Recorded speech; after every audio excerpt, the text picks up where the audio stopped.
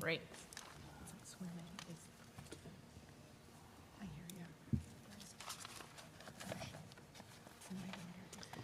All right, thanks for everybody's patience, and welcome to the June 22nd, 2022 Board of Directors meeting for MSAD 51. Happy summer. Thanks for being here on a beautiful summer night.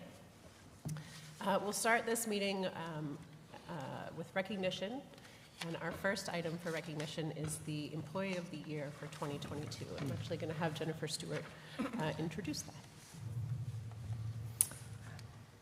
All right, it seems like this is really loud. Okay. I actually had the honor of sitting on the Employee of the Year committee this year, which was fabulous to see that there are just so many nominations that we got and so many wonderful employees around the district, and that their peers would come forward in recognition of this. This year we had over 40 nominations for this year's award. This feels like it's going to tip over, with five finalists. At the district's annual staff celebration earlier this week, GHS math teacher Doug Pride Jr. was named the 2022 Employee of the Year. And he's with us here tonight, which is fabulous.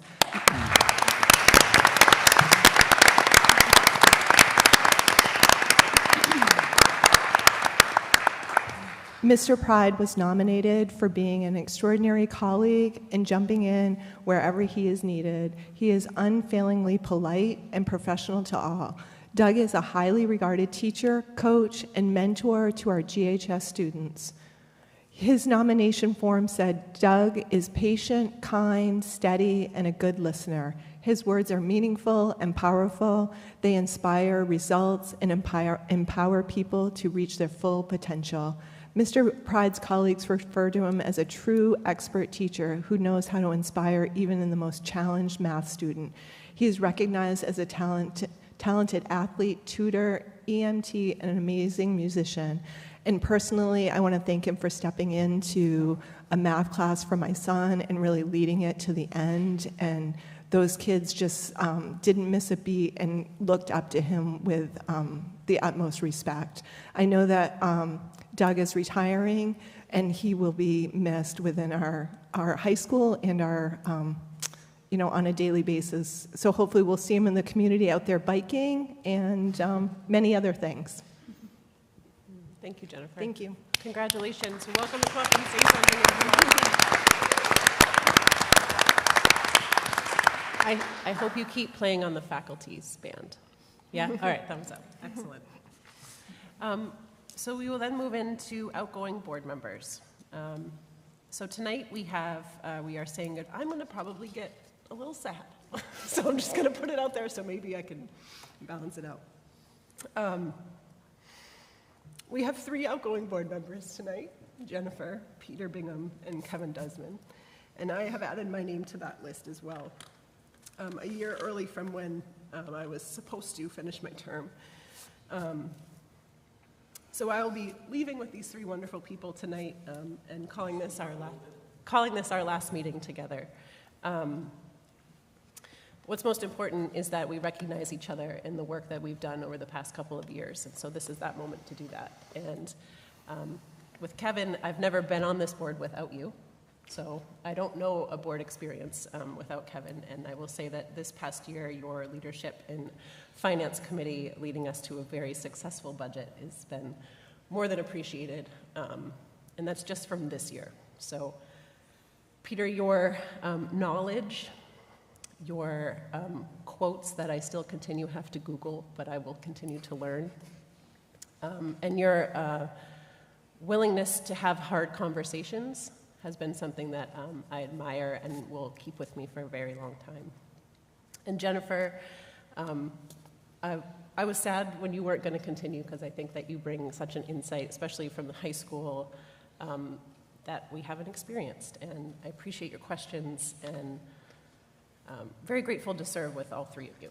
And so I'd like to open it up to the board, because I think we all deserve a little bit of support from each other as we say goodbye to 4 long-standing board members tonight. It's been a long couple of years.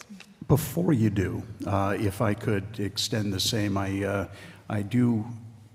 would be remiss in not thanking you for your steady guidance over the past 2 years, and in unprecedented times, where it would be great if there was a playbook of exactly what you do every time a global pandemic comes up, but unfortunately there isn't.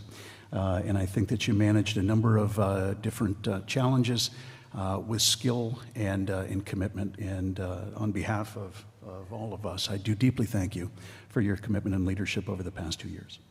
Thank you, Colin.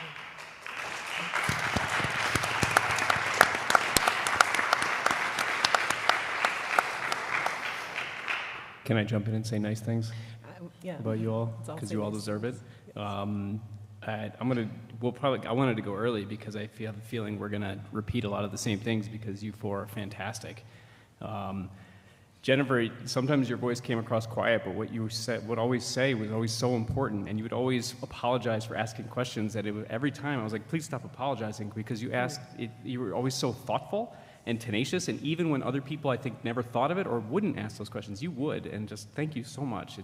It's been an honor being on the board with you.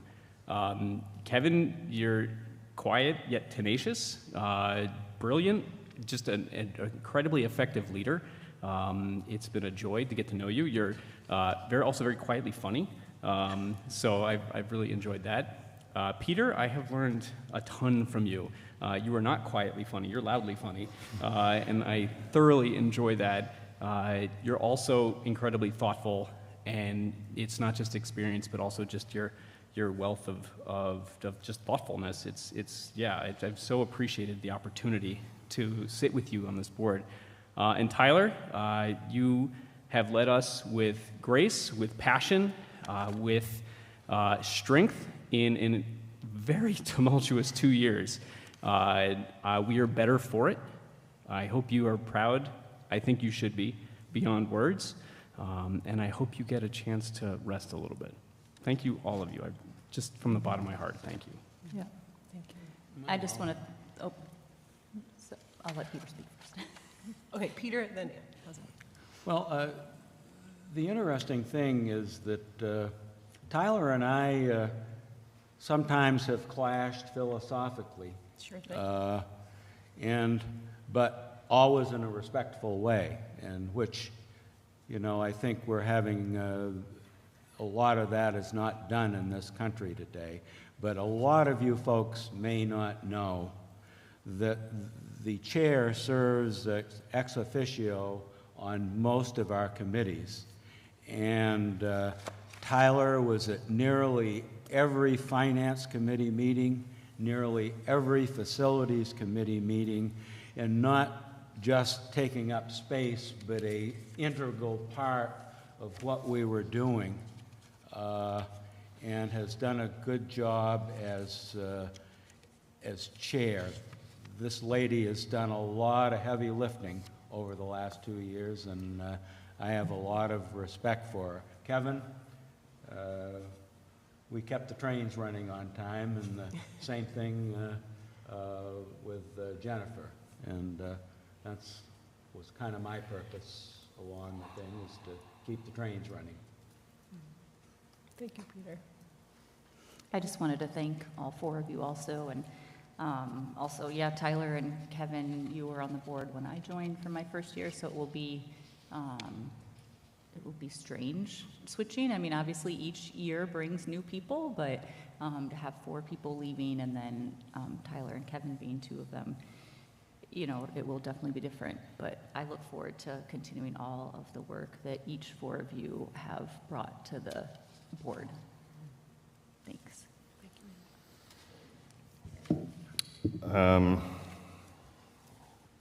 I can't say enough in a couple minutes here about all 4 of you. Each of you, all 4, have at different times stopped me from jumping off a cliff. It is not easy to sit up here, especially in the last 2 years. And of course, after a year of service, I understand much more than I did when I came in. I appreciate all 4 of you that you ask the hard questions even when they're not comfortable. I appreciate anybody that's willing to sit up here and take dozens of hours a week away from their family and deal with the stress. There's going to be a big hole in this board, and you'll be missed. I appreciate all of you, your guidance. I appreciate that every time I drove by Tyler's house, which we are next door neighbors, like I can throw a stone to Tyler's house, and every time I drive by, she would still wave at me and smile. So I appreciate that. Thank you all. Thank you.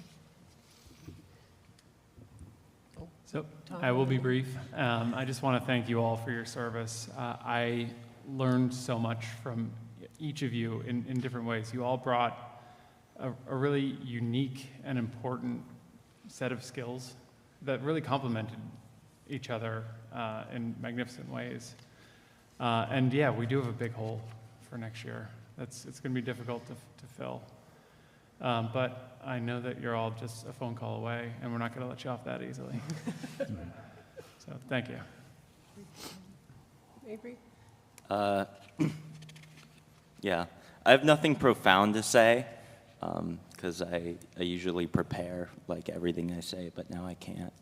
But knowing all four of you, right? That's been, you guys are all genuinely great people to know and to have worked with over the past year, and I can't thank you guys enough. Thank you, Avery. Thanks, everybody. Can I just say something? Yeah. Thank you for all the kind words. It's definitely been an interesting 3 years. I think when I left the house this evening, my husband said maybe I'll have a stiff drink waiting for me when I get back, because when I signed up for this or kind of ran, I thought that it would be one thing. And really, we had 8 months of kind of, quote, normal life, and then COVID hit. So it's been interesting to find out, you know, the behind the scenes and kind of help the school move forward. But going forward, you're going to have much shorter meetings, because I'm not here to ask the questions. So you'll be home before 10. So. And I wanted to keep you separate from my two colleagues from finance. So again, we're fortunate over the past few years to have had Jennifer and Peter. And it's weird that we all walk out, and it's probably not a great thing from a bench strength standpoint on finance. But to have two people with their financial acumen, the questions that Jennifer's always asked Peter when he starts hammering like a CFO, which has just been absolutely spectacular within this organization. And it has been an extreme pleasure working with, well, I guess Paul and I are the only two that have been up here for 6 years, but deeply appreciative of individual contributions and focus and caring for this district. I feel really grateful to have had the time spent up here. The last 2 years maybe felt like 4, but I hope our community sees that we worked really well together and that we tried really hard to work together when we had hard conversations, and I just hope that that energy continues. So thank you, everybody. Oh, great, and I have gifts. And there's gifts. Thank you. That's hilarious. They're just straight spots. Is there whiskey in there? Just making sure it's not ticking. Okay, so we'll move on to a bit more business items. Looking for approval of minutes for June 22nd. So moved. Thank you. And a motion, a second? Second. A correction, I wasn't there, Okay, so. Taylor, how about spring athletics? that's not on here. No? Oh, I printed it earlier, okay. Am I missing someone here for recognition? Yes. Okay, I want to make sure we don't miss anybody. All right, so let's see. All in favor as Amended? amended? I was not there yet. Great. And those abstaining due to absence? All right, thank you. And then a motion for June 6th. So moved. And a Second. second? Any discussion or amendments there? Okay, all in favor? Those abstaining? All right, great. And we'll then open it up to public comment. If anyone is here, would like to make any comments, the podium is all yours.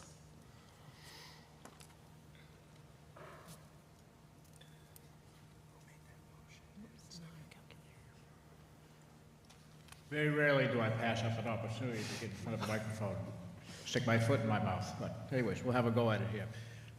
A year ago, I was elected chairman by my fellow councilors, and I had an opportunity to watch what I felt was a really tough year the year before. And one thing that I realized said that we need to do better, and I had to reach out to the school board, and some of you may remember that I came down here and said that we needed to have a more process where we were working together and not at cross purposes to ourselves.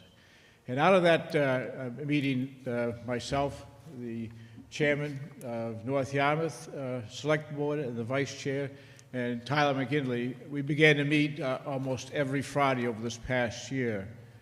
And, you know, I won't say that we accomplished a lot, but we did accomplish a lot, because one of the things that we realized is that we were all in this work together, and that we all had common goals, and that we could talk amongst ourselves. And what really came out of it is that we realized that not only did we live in a community that shared a school district together, but that we also had a lot of things that could be called friendly conversations, and we became friends over this. And I think that one of the things that I want to point out to all of us in this room is that the conversations need to continue. They can't just stop because I'm not the chair this year or Tyler's not the chair, but that the idea is that we will accept up and people will continue to have the conversations, whether you're in a leadership role or not, but to reach out to fellow members in the SAD, to the select board and the town council. And then finally, I really want to give my heartfelt thanks to Tyler for just a tremendously difficult time, and stood tall, and I can't say how proud I am of you. Thank you. Thank you, Bob. I could not say how, I don't think there's enough words to say how grateful I am for our Friday morning coffees. Yeah, I'm probably going to cry again, so there's that. It just was, it was one of those things like handwritten notes that we've forgotten about. And sitting together and having a cup of coffee without an agenda, without bringing someone that wasn't expected, without anything. It was just, hey, how are you doing? How can I support you? And we did that every Friday for a year. And it meant a lot in a lot of different ways. So I'm sad that changes, but maybe we can still have breakfast together. So thank you, Bob, for those comments. And I encourage whatever comes next, that continues in some form of capacity, because it was so, we learned a lot about each other in different ways. It was really helpful. So thank you. Any further comments? I don't see anybody jumping out of their seat. I don't believe we have anything for communications. Jason. Congratulations to the girls lacrosse state champions. Awesome, thank you.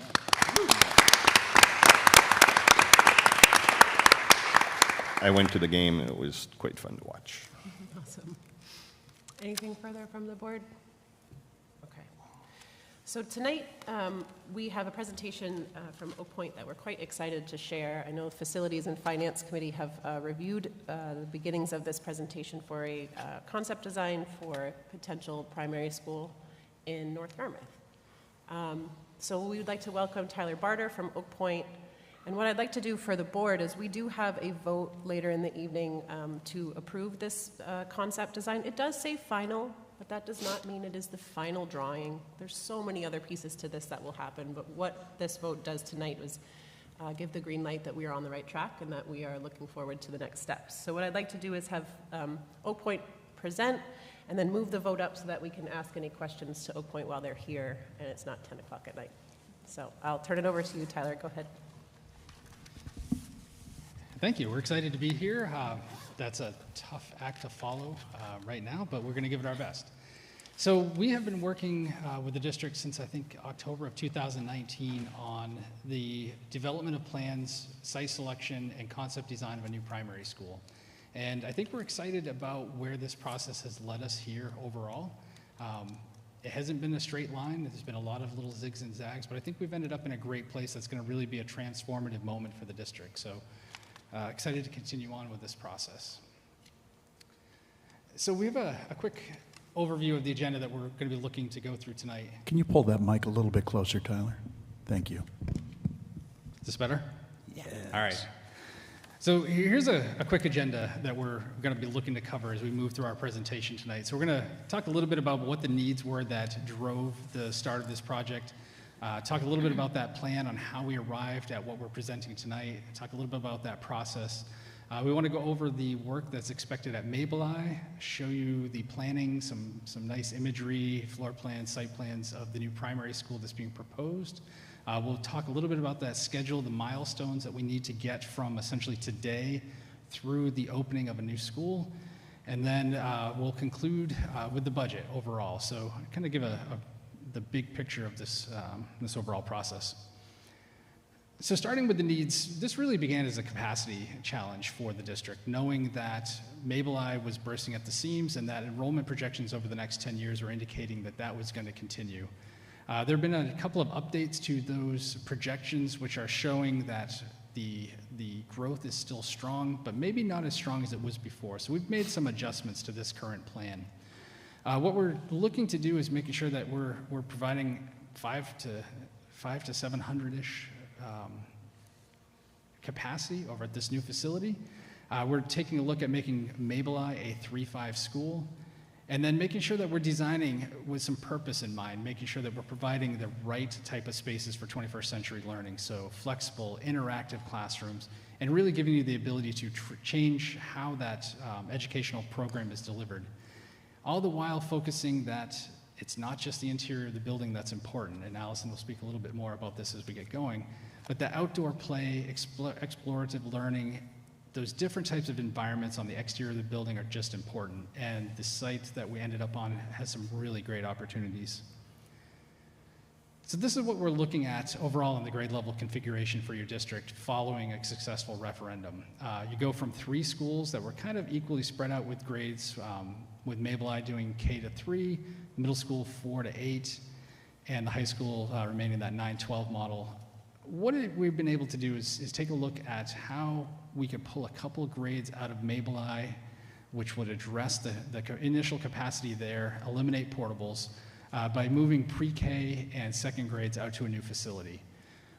That allowed us to kind of take 1 grade out of the middle school and make those grade levels a little bit more appropriate for the expected capacity there, move them over to Mabeli, and go with a 3-5 school there. So we've kind of shuffled around a few grade levels, but provided a lot of long-term flexibility, eliminated temporary classroom spaces, and then reconfigured those playground and outdoor learning spaces at Mabeli. So this process, the current site that we're working on now over on Gray Road, we really started about in September of last year, and there's been an awful lot of data gathering that's happened since then. We've worked with the land seller to gather as much information we can about the property, looked at the survey. We've taken a hard look at what the utilities are, and really it turned out to be a great opportunity for an educational facility. So about in November, we really started looking at that site in more detail on how it could support the educational program, which moves us into that work kind of in that middle bubble from December up until a couple of weeks ago when we met with the facilities committee before this meeting today. We've got a lot of work that's been developed utilizing information and feedback that we've had from staff, administration, the leadership of the district. All of that's been encompassed in the plans, both building and site plans that you see tonight. With that, we've generated a few renderings to start the discussions of what this building may look like on the exterior, and we've got that overall budget. So all of that's really happened over the course of about a 6 to 7 month period. Sorry. And then we've made a few adjustments over the last month or so as we've kind of worked to refine those plans to what you'll see tonight, and then moving up to this final presentation.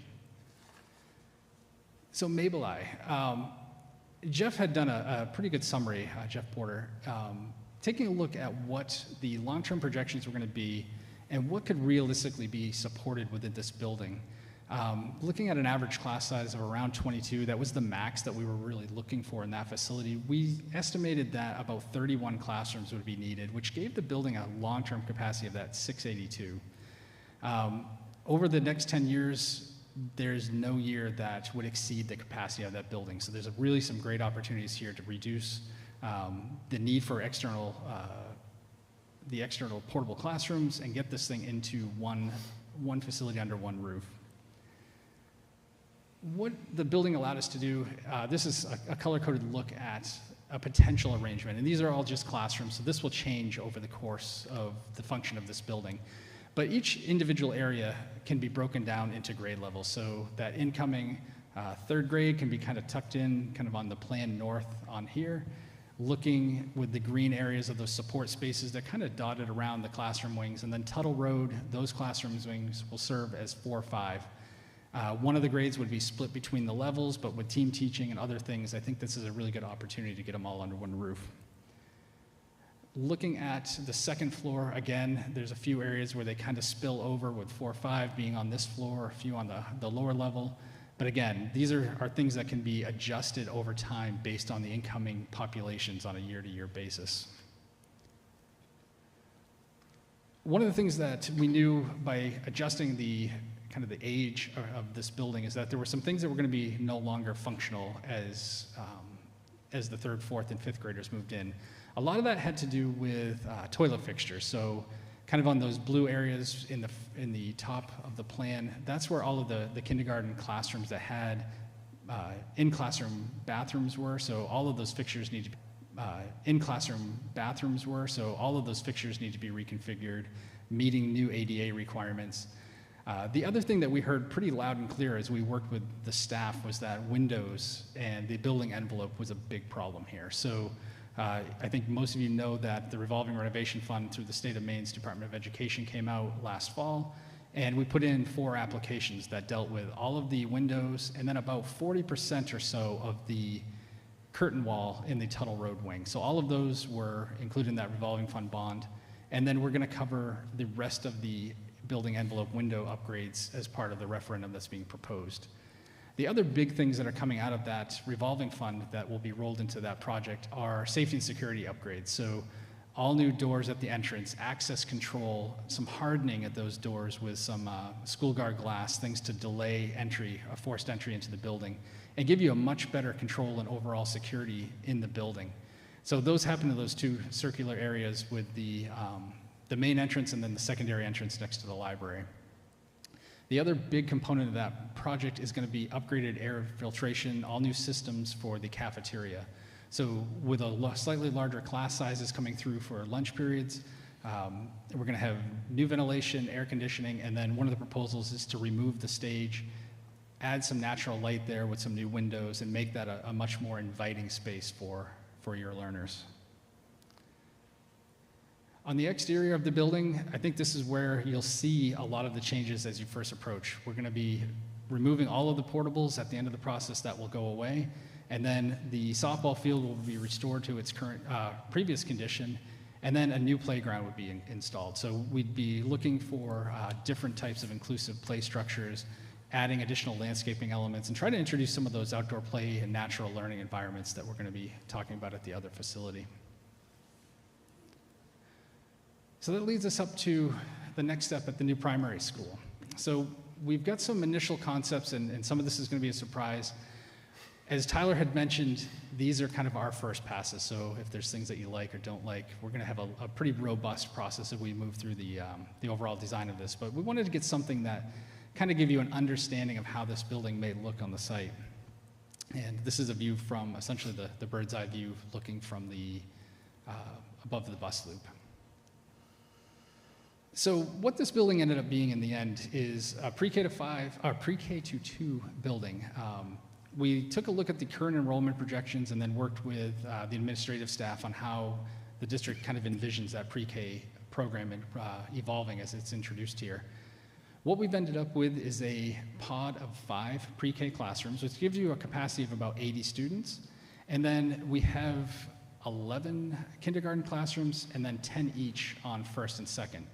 And then always looking out to those futures with the uncertainty of enrollment projections during COVID is making sure that we've built in some permanent flex space. So we've got 3 classrooms that will start out as kind of those maker space, collaborative areas and spaces for students, but they can be quickly converted into a traditional classroom. And that gives us a total building capacity of about 736, so plus or minus a little bit. Looking at the highest enrollment projections, again, we have some long-term growth within the existing built facility, which is great for the district. For those that don't know, the site that we're looking at is on 80 Gray Road. So this is a map of both Cumberland and North Yarmouth, showing the location of the existing school campus and then the project site. The area is about 76 acres, plus or minus. It's a little deceiving when you look at this plan, but one of the things that's interesting is that you enter on this kind of open field, you climb up kind of the backside of Walnut Hill and then back down to this wooded area and then open area where there's a field. And then you're kind of abutted by this nice wetland and this kind of interconnected intermittent stream. So there's some really great opportunities here on the environmental side.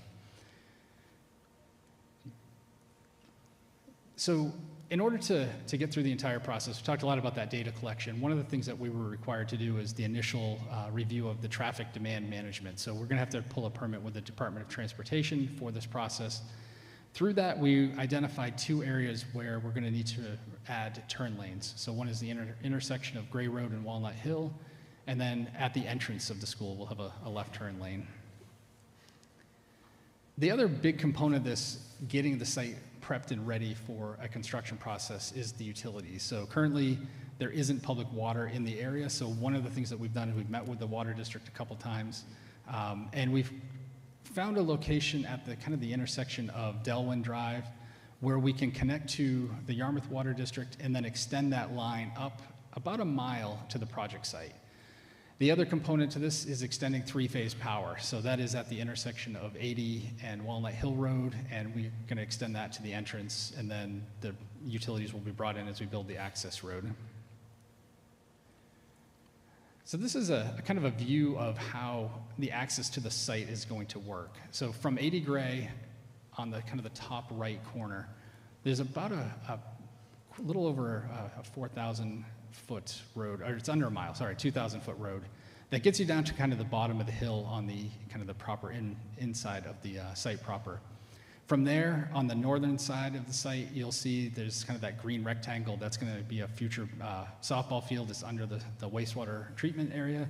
And then there's a pretty big area that could be converted into either baseball, softball, other field areas for long-term athletic growth in the district. Allison can talk a little bit more about how the site is arranged and functioned, but this kind of give you an overall view on how the site and the access and the parking and all these components are laying out.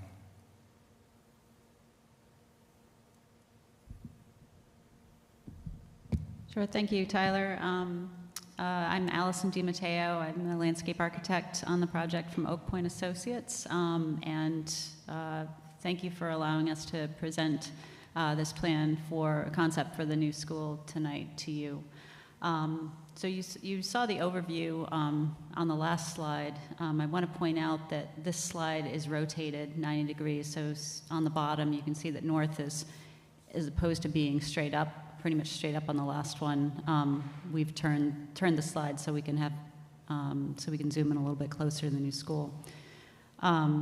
So you can see the entrance drive coming in from the upper left-hand side. Off to the left of the page is that cleared field area, and that septic area is you can see on the lower left-hand side of this slide, so just to orient you. So we've really sited the building and the parking areas, like Tyler had said, in a spot on the site where we're sort of in the sweet spot where we've got enough slope to work with building in some interesting levels to the new school, but we've got not so much that we're going to end up with a lot of steep slopes and retaining walls and things like that. We're trying to stay as much as possible back from the wetland areas. We also have several streams on the site that have setbacks that this plan is avoiding. So at this point with this concept, there's no impact on the streams on the site. So just to go sort of from left to right, with the new school building being in the middle of the slide, entrance drive comes in. There's a parking lot for roughly 140 spaces that would accommodate teachers and visitors, as well as service vehicles. There's a parent loop and a bus loop that are separate from one another, but that combine close to the main entrance of the new school. When Sarah and Tyler go over the floor plans, you'll see that the administrative areas and the main office have a good view of the bus loop and the parent loop, so that when students are arriving, that safety consideration is being thought of. We are creating a number of different outdoor play and learning opportunities around the building, which you can sort of see highlighted here. The playground areas all the way over on the right-hand side, which is sort of the quietest area of the site, but it's also an area of the site we saw that had a lot of potential to sort of bleed into the woodland edge, so that we can have outdoor play and learning areas that capitalize on the existing natural features of the site. We are also incorporating some food garden areas and some reading garden areas and some natural woodland walks, as well as some recreational areas. One feature that I want to point out, it's labeled existing well. It's just to the below and to the left of the bus loop. There is an existing sort of spring that has a well house in it. We're working to try to retain that feature of the site, and so that's a work in progress. But that's what that is shown. Just zooming in a little bit to the school to show a little bit more of the outdoor features, which, like Tyler said, we're in the beginning stages of the concepts here, so this should give you sort of an idea of what we've got going on around the building. And so up to the top, we have a fire lane that connects to the parent loop, which would be a gated fire lane that would go all the way back to where the hard court is for the playground, which would double as a turnaround for a fire truck if there needed to be emergency access all the way back to the back part of the site. Along that fire road, we also would have a service and delivery area, which is at the back of the multi-purpose space and the kitchen. There would be another gate past that to limit access to a terrace off of the cafeteria, as well as some food garden areas. And then we get into some of the outdoor play and learning spaces beyond. We're going to be working on a separate pre-K playground, separate from the K-2 playground, but trying to combine some of those features so we can capitalize on or economize on the development of the site. And then also working to create some buffers between the classrooms and those play and learning areas, so that we minimize the distraction out of the classrooms toward those features.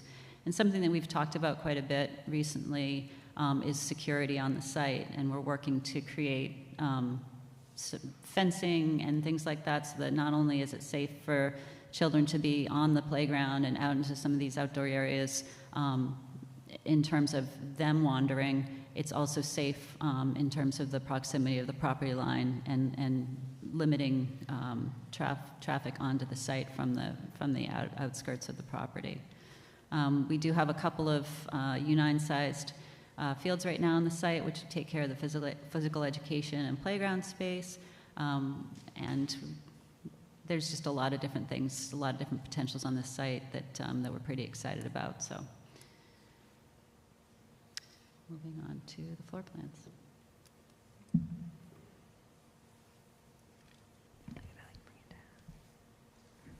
Thanks, Allison. So I'm going to walk you through the floor plan, and we're going to start at the entry plaza, which is the bus loop and parent drop-off that Allison had mentioned. The building breaks off into sort of a main street, if you will, with a curving, winding street that goes from the front all the way back to the educational wing, with a lot of public spaces along the way. That gives us the chance of bringing the public into the building, but sort of isolating them from the educational wing. As you enter the main vestibule there, that would be a secured entry point where we have above to the north that brown area. That's the administrative wing. That would have the main office, principal, the nurse, conferencing, those types of spaces within that area. To the right, there's a set of doors that would be able to be locked that go down into a wing where that green is. That's part of the Allied Arts program. Next to that is the gymnasium space. It would be large enough to be able to break up into 2 teaching spaces at the same time to accommodate the number of students with support spaces that go along with that. In the purple is the cafeteria and kitchen area that would have a loading dock area to bring food services and also supplies into the building. And then right next to that in the green is an amphitheater space that opens up, and we envision having movable walls that connect from the cafeteria to that amphitheater space that could be used for performances. One of the comments was because of the climate that we're in, having indoor recess and having students be able to meander in that space and have a really great environment for indoor recess. So those are set up for that configuration. If you go back to the, over to the right-hand side, you'll see in the center, which is sort of the heart of the school as we like to look at it, is the library space. And that has a beautiful view out into the courtyard area that will be landscaped and have an outdoor seating area in it as well with an amphitheater. To the right of the entry plaza, that has an area in there that has special ed in that area, and also general education classes within that space in the front wing, which is centralized to the educational wing in the back. If you go to the end of, all the way over to the right-hand side, the upper area, that is the pre-K wing. So they have their own secured entry into their suite. Anytime you see the light purple on the site, those are shared group learning environments. So for the pre-K area, that would have a lot of imaginative play, wet space for art and things like that within their own suite. And then the classroom spaces for the students, each of the classrooms in all of the educational classrooms from pre-K to 2 would have bathrooms within the classroom themselves for the students. And then support spaces within that for the teaching staff, bathrooms, breakout workrooms, and things like that. To the lower section of the plan, that's kindergarten wing in the sort of bluish color. And again, as you come down, you'll see the small purple ones. Those are small group workspaces. Students that need to have a specialist come in to work with them outside their classroom space, a student that might need to have a less distractive space that they can test in, things like that. That's what those small group learning spaces are used for. Or if you have a couple of students that are working on something together, they can break off and still be monitored by the teachers within the classrooms.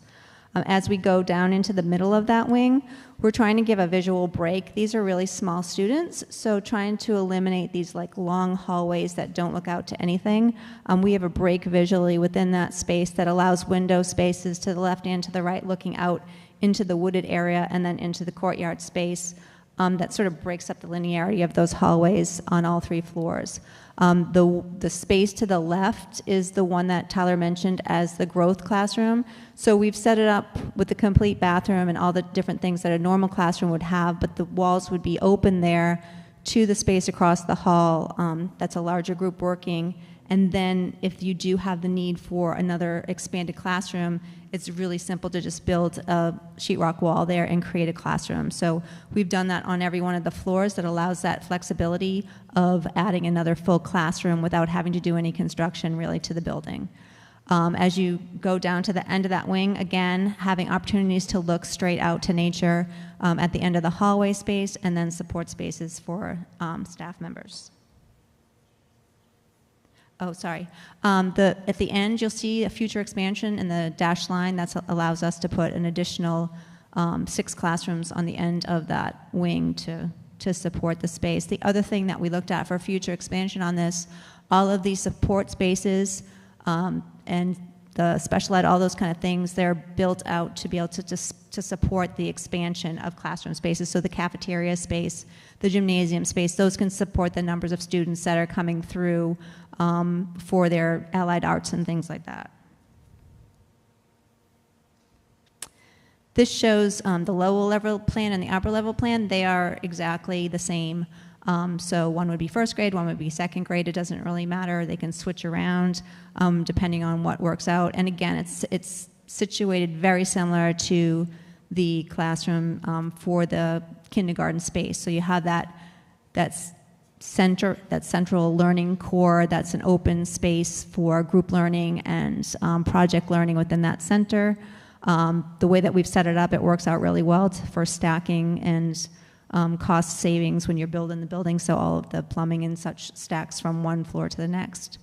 And on this one, the future expansion is also available up above the the pre-K wing. So not only do we have space at the end of the wing, but there's also space above the pre-K wing because that is a single story in the initial design. So we will design that structurally so that it can support an upper expansion if it's so needed in the future.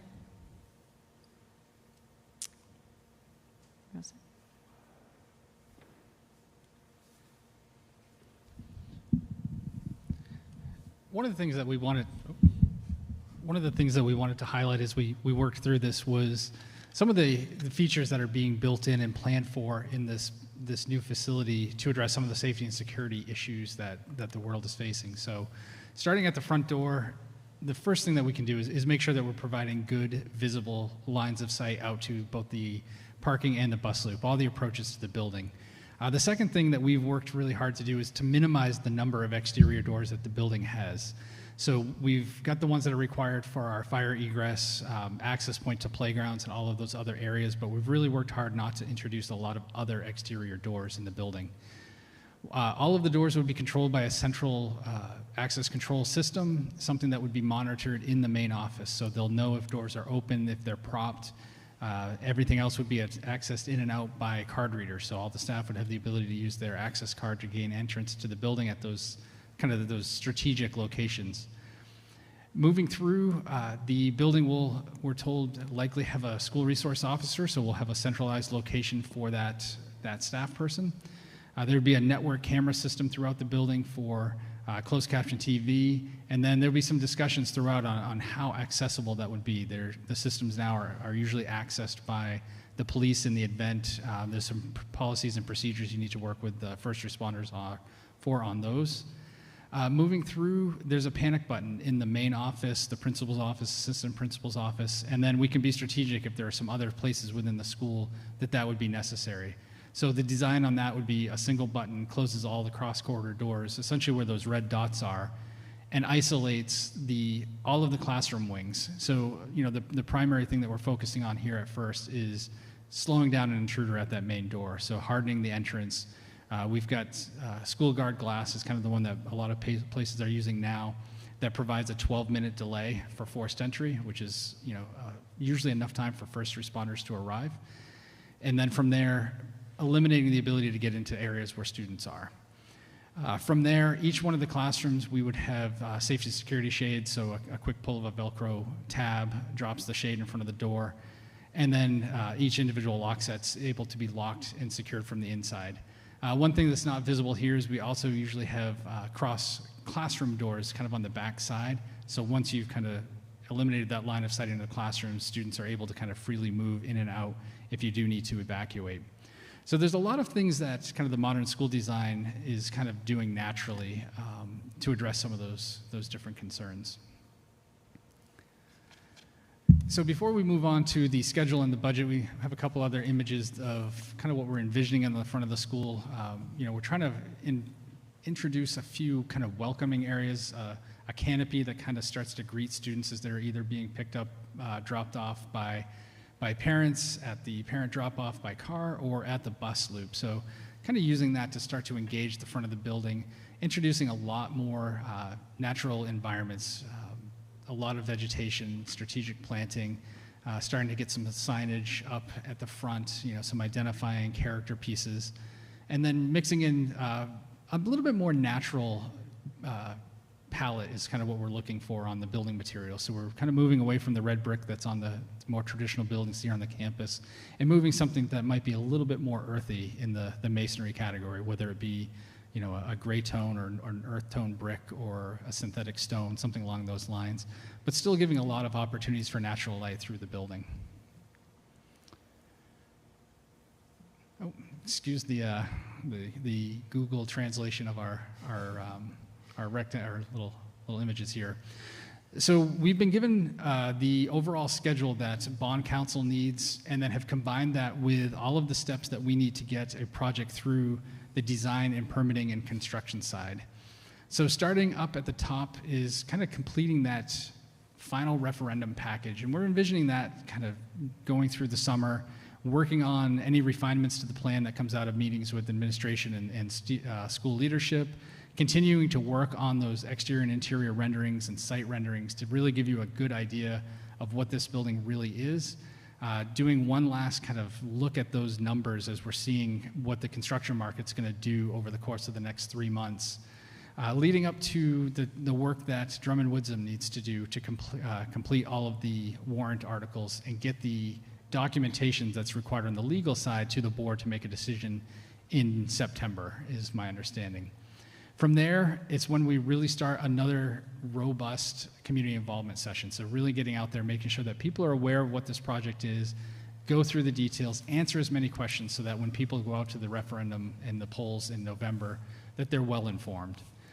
So that would happen in September and October, and then there's a legal requirement to have your public hearing in October. I think it's a couple weeks prior to the referendum vote. So all of those would be things that bond counsel and your legal counsel will be helping you to identify those dates, and then the board action would happen right at the beginning of September. From there, it's about a year to design and permit a school. So it seems like a long time, but there's a lot of technical things that happen, and then the environmental permitting on a project of this side is upwards of 180 days, and what we hear from DEP right now is that they're going to take it all. So about a year to get through that permitting process, and then you end up with a set of construction documents at the end that's ready to go out for construction bids. Given the market and where we're looking, it's probably about a 6-week process to get through construction bidding, a couple weeks to get through design, or through contract review, get it through legal, board action, and then awarding a construction contract. We're looking to do that in kind of the late winter, early spring of 2024. There is a potential to pull out a couple of the bigger pieces of this project, being the water line and 3-phase power extensions, get those designed, permitted a little bit earlier so that they're not happening all at the same time, and also 1 year earlier on escalation is going to be something that's financially advantageous to the district. With that, over the course of the spring of 24, the contractor will be mobilizing on site, and then it's about a 2-year process to get through the entirety of the construction. We've scheduled it so that kind of at the end of the spring, start of the summer, as school's getting out here, construction's going to be winding down, we're doing our mechanical shakeouts, testing all the systems, and then getting the building ready to move furniture in. So in a perfect world, staff will be packing up their rooms at the end of the year. It's going to get moved by the professional movers, and then they'll be ready to start unpacking over the course of the summer as the building's kind of brought online. And then that leads to school opening in September of 2026. So that brings us up to the kind of the last part of the presentation with the overall budget. So we've got some pretty big numbers here. There's a lot more documentation that we can provide kind of as to break down where these pieces are. So we have the primary school cost and then the additional work outside of the revolving renovation funds outlined here on this piece. This does not include the part that you voted on last week. Each one of our estimates is broken into 3 sections, the first being Part A with the construction estimate, all of the stuff that the general contractor will be building out on the 2 projects. We've got administrative costs and reserves, and then fees and services. So as you look at the total for the primary school, that includes all of the design, construction, permitting, everything that's included, comes out to just over $71.5 million. The Mabel I. Wilson, which includes the reconfiguration of bathroom toilets, the extra work around the Tuttle Road windows that weren't being replaced through the revolving fund, and then some of those modifications of staff bathrooms and the cafeteria that I described. With that, it's just an additional 2.4 or so million, which brings the total project cost at this point at 73.9. And I won't go through each one of these line items, but this is kind of a little bit more of a breakdown on how each one of those sections comes through, so that documents how we're allocating each one of those funds. So making sure that the land and purchase costs, all of those items are identified, the furniture, all of the technology that's required, anything that's required for advertising, legal, We've got the percent for art in there, project reserves. So if you kind of move down this list, it's a pretty comprehensive summary on where all of this money is allocated to get down to that total at the bottom. And with that, I will turn it back to the board for questions. Thank you so much. Is it possible that we're able to have this presentation available on our site? Have we talked about that yet? I'm seeing people in the audience taking pictures of it. So Yes, I want to make absolutely. sure that we provide something that's maybe legible for you. Yeah, to read. I'll print a PDF from the native document when we get back to the office and Yeah, correct you can those send kind it of. so we can Yep. send it around. And I just want to appreciate those that are from both towns here tonight that are playing along with us in the seats. So we'd love to provide an actual document to you. Absolutely. So as I mentioned earlier, I'd like to move up the vote for this so that we can have a discussion while Oak Point is here. So if I could have a motion for item 9F. I'll move that we approve the final concept design as proposed for the primary school. Thank you. And a second? Second. Okay. So what I'd like to do is open up to questions. I know that the Facilities and Finance Committee, which is a large portion of our board right now, was present during this, but I see a waving hand at the end there. Yeah, I'm curious as to why the current kindergarten wing at Maple Eye needs its bathrooms reconfigured. So a lot of this has to do with standard mounting heights for the toilet rim is really going to be one of the things that kind of drives that. So larger students, slightly taller, the heights of those fixtures really just aren't appropriate. And then given the age of the building, a lot of them don't meet the current accessibility guidelines. So we need to reconfigure, slightly enlarge those spaces so that you're bringing as many things that we touch into compliance with current regulations. Perfect, thank you. Tom? So I have two questions. The first, I'm particularly interested in having a new space that's flexible. And you've shown that there are opportunities for flexibility with putting up sheetrock in certain locations and also adding on. The additional flexible space, can you confirm that's not built into the capacity projections that you shared earlier in the presentation? It would be on top of those, right? Let me get back to that slide.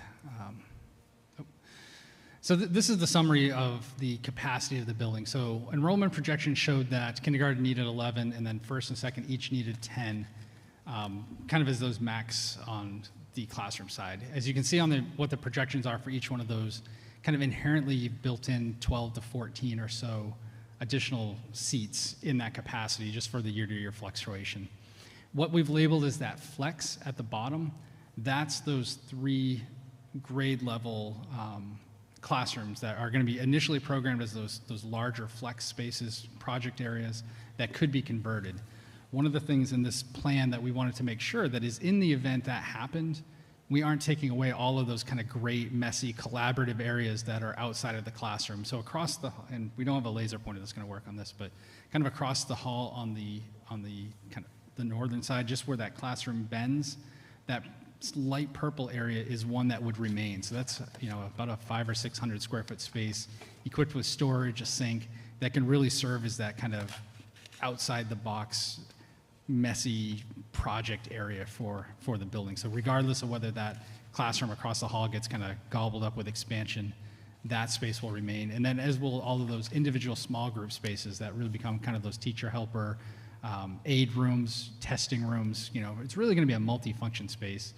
And then making sure that those other spaces in the building, like the amphitheater and other spillover areas, can kind of absorb some of those larger programs that are going to naturally spill out in this age group.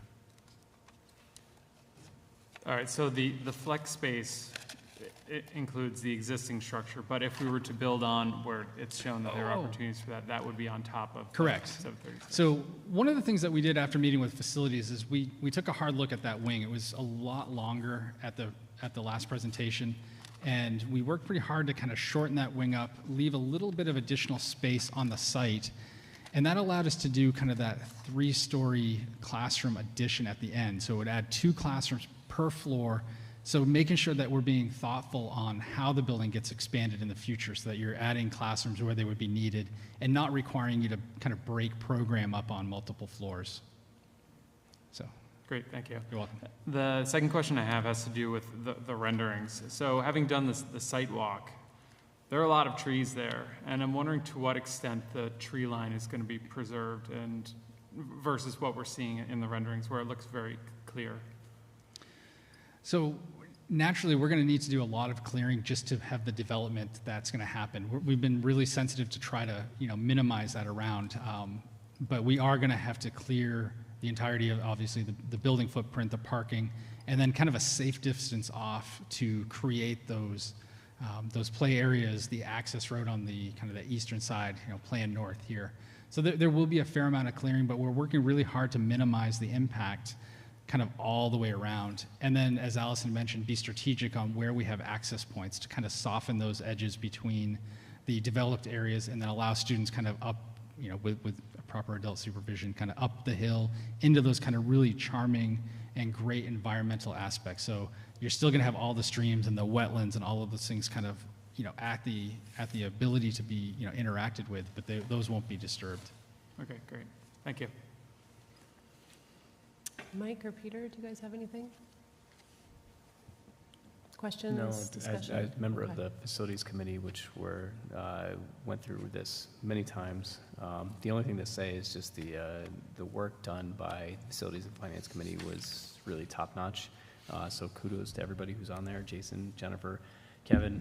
I'm very much down the list, but especially Peter, who ran this process and really kept on it for a long time. Just appreciation for that. So I don't have questions because folks know we've already been through this quite a bit. Same. All right. Kevin, anything? Well, I've been through it once or twice, but the things, and I expressed this last week in our discussion, the things that will make me stare at the ceiling and at some point standing across from here talking back to you is, we're looking at moving through this process within a perfect storm. So, that piece of elevated cost of financing, and I know this isn't your problem, I know that Mr. Poulin won't make eye contact while I'm talking about it.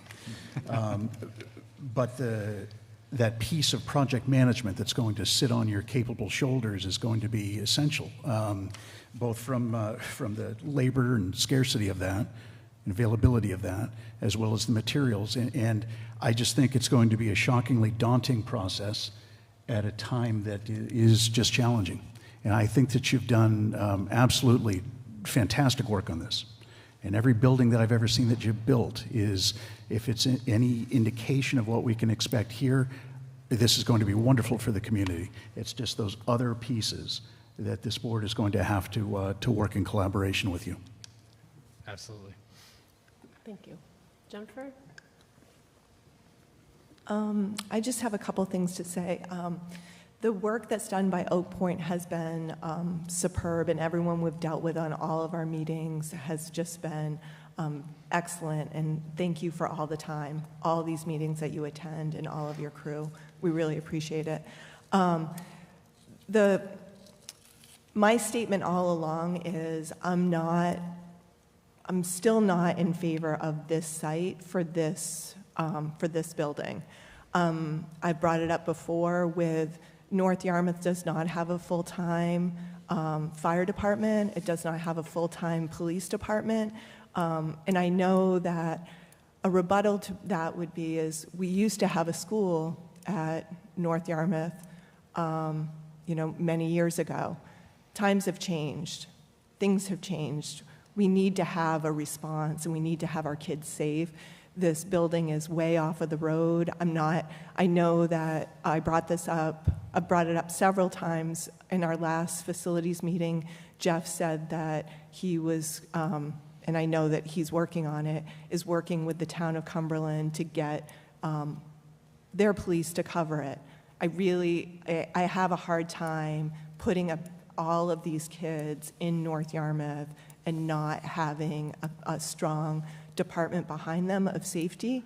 And And I'm not sure that this is the site, and I've said that all along. I think there's been a lot of challenges. The building is beautiful. There's been a lot of, we were kind of, when we were first, this land came up, it's a lot of acreage. We thought that we'd put many fields on it, we'd be able to solve a lot of our problems. It really isn't solving all those problems. The building is going in, there's a lot of wetlands, and it's going to be hard to see. I mean, a building has to go somewhere and we have to clear cut somewhere, but it doesn't sit right with me with all of these things. But Oak Point has done a tremendous job, and you've been staying on point. This is just what I have said all along where my feeling is, so thank you. Jason? I appreciate you integrating the changes from our most recent meeting. The 3D renderings are fantastic. That helps visually. I still would like to visit that school down in Massachusetts, that eco-friendly, I think, might learn some things there. We don't know what we don't know, if we can do some smart things. As far as a different site, I'm not opposed to a different site, Jennifer. I just don't, I'm not sure it exists. I personally called Bill and I personally called Brian and asked that question, what else is out there? I looked at that site next to Twin Brook the other day, and it's not a great one. It's similar situation to, there's ravines and there's water, and we end up with, after you subtract all of that, we end up with like, maybe 10 acres buildable. It's not great. So I'm not opposed. We've got to move forward in some way. That's it. And I was part of the other meeting, so I guess I don't have a lot of questions. I also don't have many questions. Thank you for all of the information that you have brought here this evening. I think, I just want to thank you for working with us. We have had so many twists and turns throughout this process, and everything that you've brought back to us, I feel well informed, and I appreciate all of the flexibility and future expansion that you have worked into everything. I do worry about the cost because it's a big cost. And I mean, like Kevin was saying, that there are so many things out of our control that we just can't predict, but we have to do something. And I think there's a lot of really good things about what you've brought to us with this project. So I look forward to seeing as it progresses. All right, well, thank you. I just have a few things I want to say. Thanks for leading with Mabel Wilson updates. I think for many of us that will never have children in these schools, we also want to make sure that the other schools and the other buildings are being cared for in the same thoughtful manner. So thank you for leading with that. I want to say to those of us that have either had children or been a child at NYMS, which was the previous school in North Yarmouth at the community center location that we looked at originally, there was something beautiful about being in the woods there, and the fact that we're able to provide that experience at this site in the ways that you have positioned the building is a really great thing to be able to provide for our students and our staff and our community. Thank you for putting on all those spots where we can grow. Knowing that we have that ability is huge. I encourage whatever happens next with the communications around this, that we do some really solid community events so that we've had a lot of time to digest this, but the community is next. And so I hope we stay away from like public input nights at 5:30 on a Thursday because nobody's coming. So I think that we should just really look at this in a different way and be excited about it. There are still challenges. There's a huge price tag attached to this. And so I think there's still a lot of work, but this has brought us to an exciting point. So thank you all very much. And so I think unless the board has any other questions, I'd like to vote. Can we have, I would be interested, since we public took the time to be here, that if anybody from either towns would like to something or ask, comment, it would be absolutely would be good. Bob.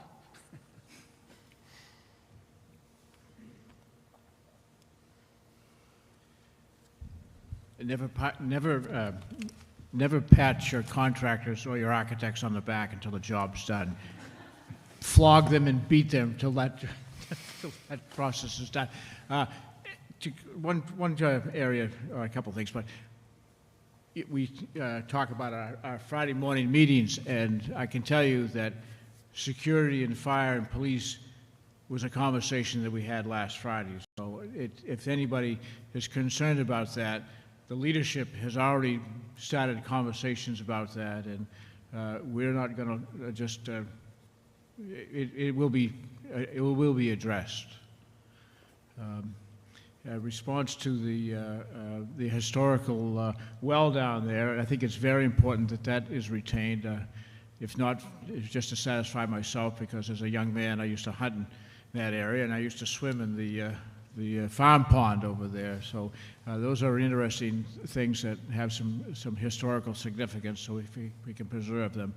I'm not going to spend a lot of time commenting on the design of the building and the structure without having seen some more drawings or some elevations, but I am concerned about the size and the shape, and you know, a rectangle that on the high rise is very inexpensive to build, and when we spread stuff all over the place, costs go up, and I know that you folks are on top of that, so I'll leave it there. Thank you, Bob. Can you guys bring up the aerial photo?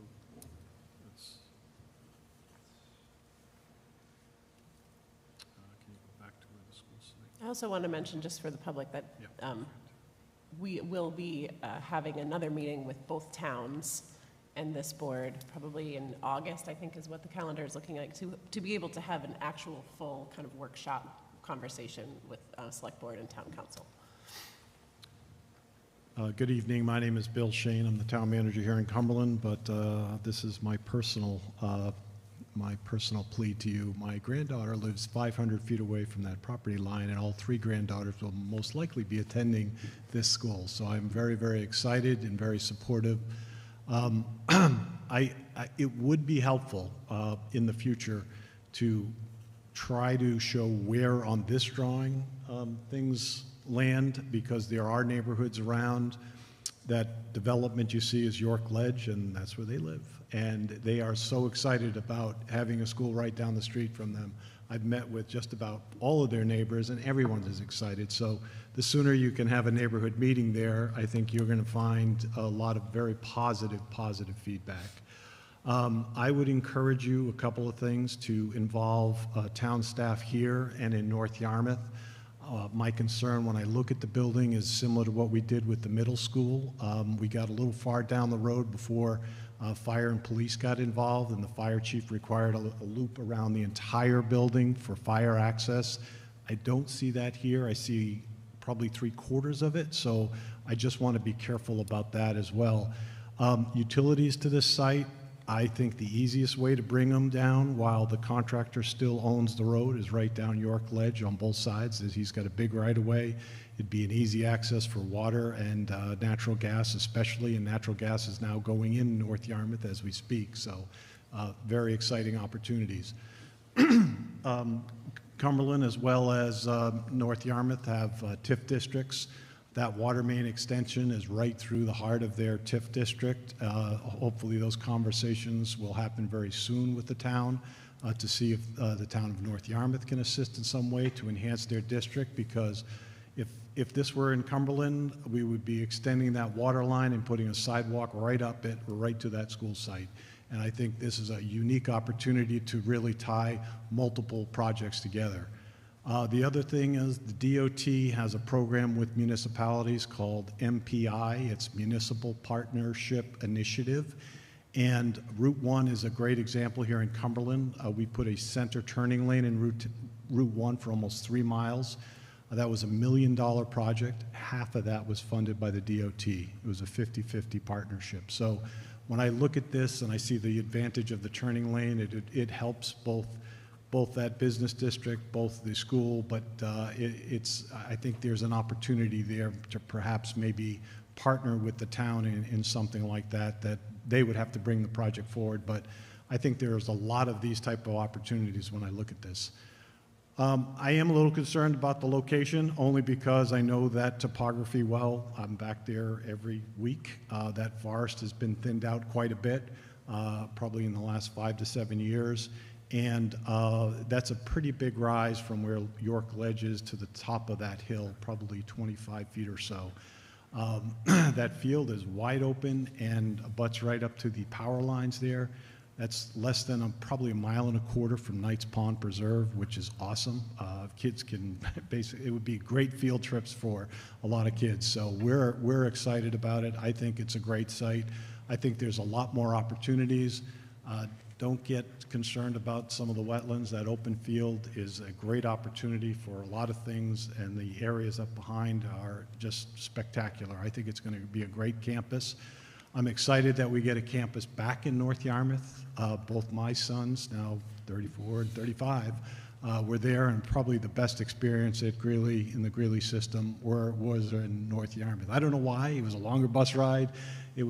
But it was a lot of fun for them. I think Shirley and us and Bob and I, we've talked about it. Our kids all went to NYMS, so it's nostalgic, but it's also kind of something different. And we're part of a team. North Yarmouth and Cumberland, plop yourself anywhere in any community, and I don't know, I would dare you to tell you which town you're in, because we're very, very similar, and we're working well together. And I really hope that this project continues, and I hope sooner rather than later, you get a lot of the resources in both communities. You have a lot of architects and engineers and a lot of contractors who do this every day and do it very well for our communities that could give some valuable insight to make this a successful project. So lots of feedback, I'm sorry, but I am very excited about where you're going, and thank you for the opportunity tonight. Thank you, appreciated. Thank you for being here tonight. Okay. Anything further? Oh, Brian. Hi. So Brian Seitz, I'm the chair of Select Board in North Yarmouth. Couple things. Yeah, I'm pretty excited about this project, and I really appreciate the very thorough job and presentation. And thank you for bringing us along in this process. I feel much more connected to this project than we have with past projects, and I think that's felt in the community as a whole. One thing I will say to Jennifer's concerns, I mean, I hear you on the police and fire, but we put a school in North Yarmouth, and we're not just going to sit around and scratch our heads and whatever we're going to do next. I think, the reality is we're going to figure out how to maintain those services and make this a safe and viable location for the students there. The one thing I will say, and my concern on this, with Tyler and Kevin and Peter all leaving at one time, someone's going to really have to come in. I mean, you guys, I'm sure the designers will come in and do a great job in presenting to the folks in North Yarmouth and answering questions.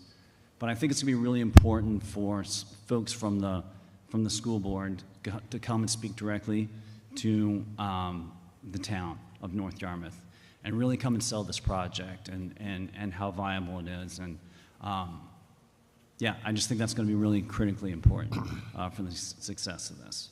So that's it. Thank you. Thank you. Okay. Anyone else? All right. Thank you all so much for the feedback. Yeah. Really appreciate it. Okay. I'd like to move to a vote now that we have a second and had discussion. All in favor? Great. And those opposed? Thank you. All right. Thank you. A point so much. We will be in touch. Thank you. All right, we will not have a superintendent's report this evening because our superintendent is not present. So that will move us into committee reports. Kevin and Finance. So my report is actually quite brief since I'll be talking a lot in a minute. We did have an opportunity a week ago with Finance and Facilities to talk about a number of different things, and one of those you just heard. The rest of it was a conversation about some of the summer projects, and Peter's going to give you a little bit of insight on those. But what I did want to bring up is the fiscal responsibility that we've been able to exercise historically in this district. has positioned us well to begin these projects in the very short 7-week period of time. We're able to use that using capital reserves and will certainly make very efficient use of taxpayer dollars to do the improvements on campus. That's it for me. Thank you. Anne, policy? Policy committee was very busy this year. We were able to get through a lot of things. There were some policies that required much more discussion, and I'm glad that we were able to make that happen. We have our final 2 policies that are before the board for our second read and approval tonight. The first one, ACA, I think after our board meeting, our previous board meeting where we unfortunately had to discuss our multiple incidences of anti-Semitism within the district, demonstrates why this policy is deeply needed so that we can continue the equity work within our district. And then the other policy on workplace bullying is mandated by state statute. So we'll look forward to more policy work next year. Thank you, Anne. Peter, facilities? Well, as Kevin said, we went through a list of over 24 projects. And I don't know if we want to get into the details of them or not, but... Is there any highlights? Well, I think one of the things that came up as far as when we had the incident in the high school about a month ago, that we did not have a working intercom system, and so we are going to, as part of these programs, to do a new intercom system. And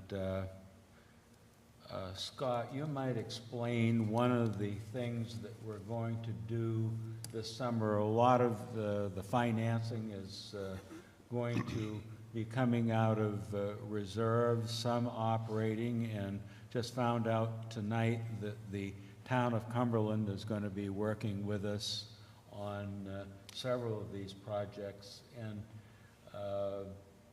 Scott, do you want to explain how we're going to do a lot of the bidding process on this so that we have the ability to get these projects done during the summer? Sure, I can respond to that. First, I did want to thank Bill for talking to us today about some of the projects that we have going on in the district and how that's going to help us save money on a number of these projects and some of the oversight with the town. There's a number of projects here. Many of them do not hit the RFP process. Our preferred method would be bidding our RFP, but many of these projects are going to be done on a time and materials basis just because of the construction environment that we're in and contractors. Some of the major pieces that I would point out that are going on this summer have to do directly with safety on the campus. A major one is looking at putting bathrooms in the field house on the campus. Just because now we leave the high school open, the students who are out using the track and the other areas don't have the access to facilities.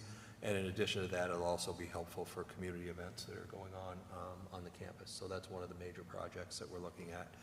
Some of the other pieces have to do with the Mabel I. Wilson office area.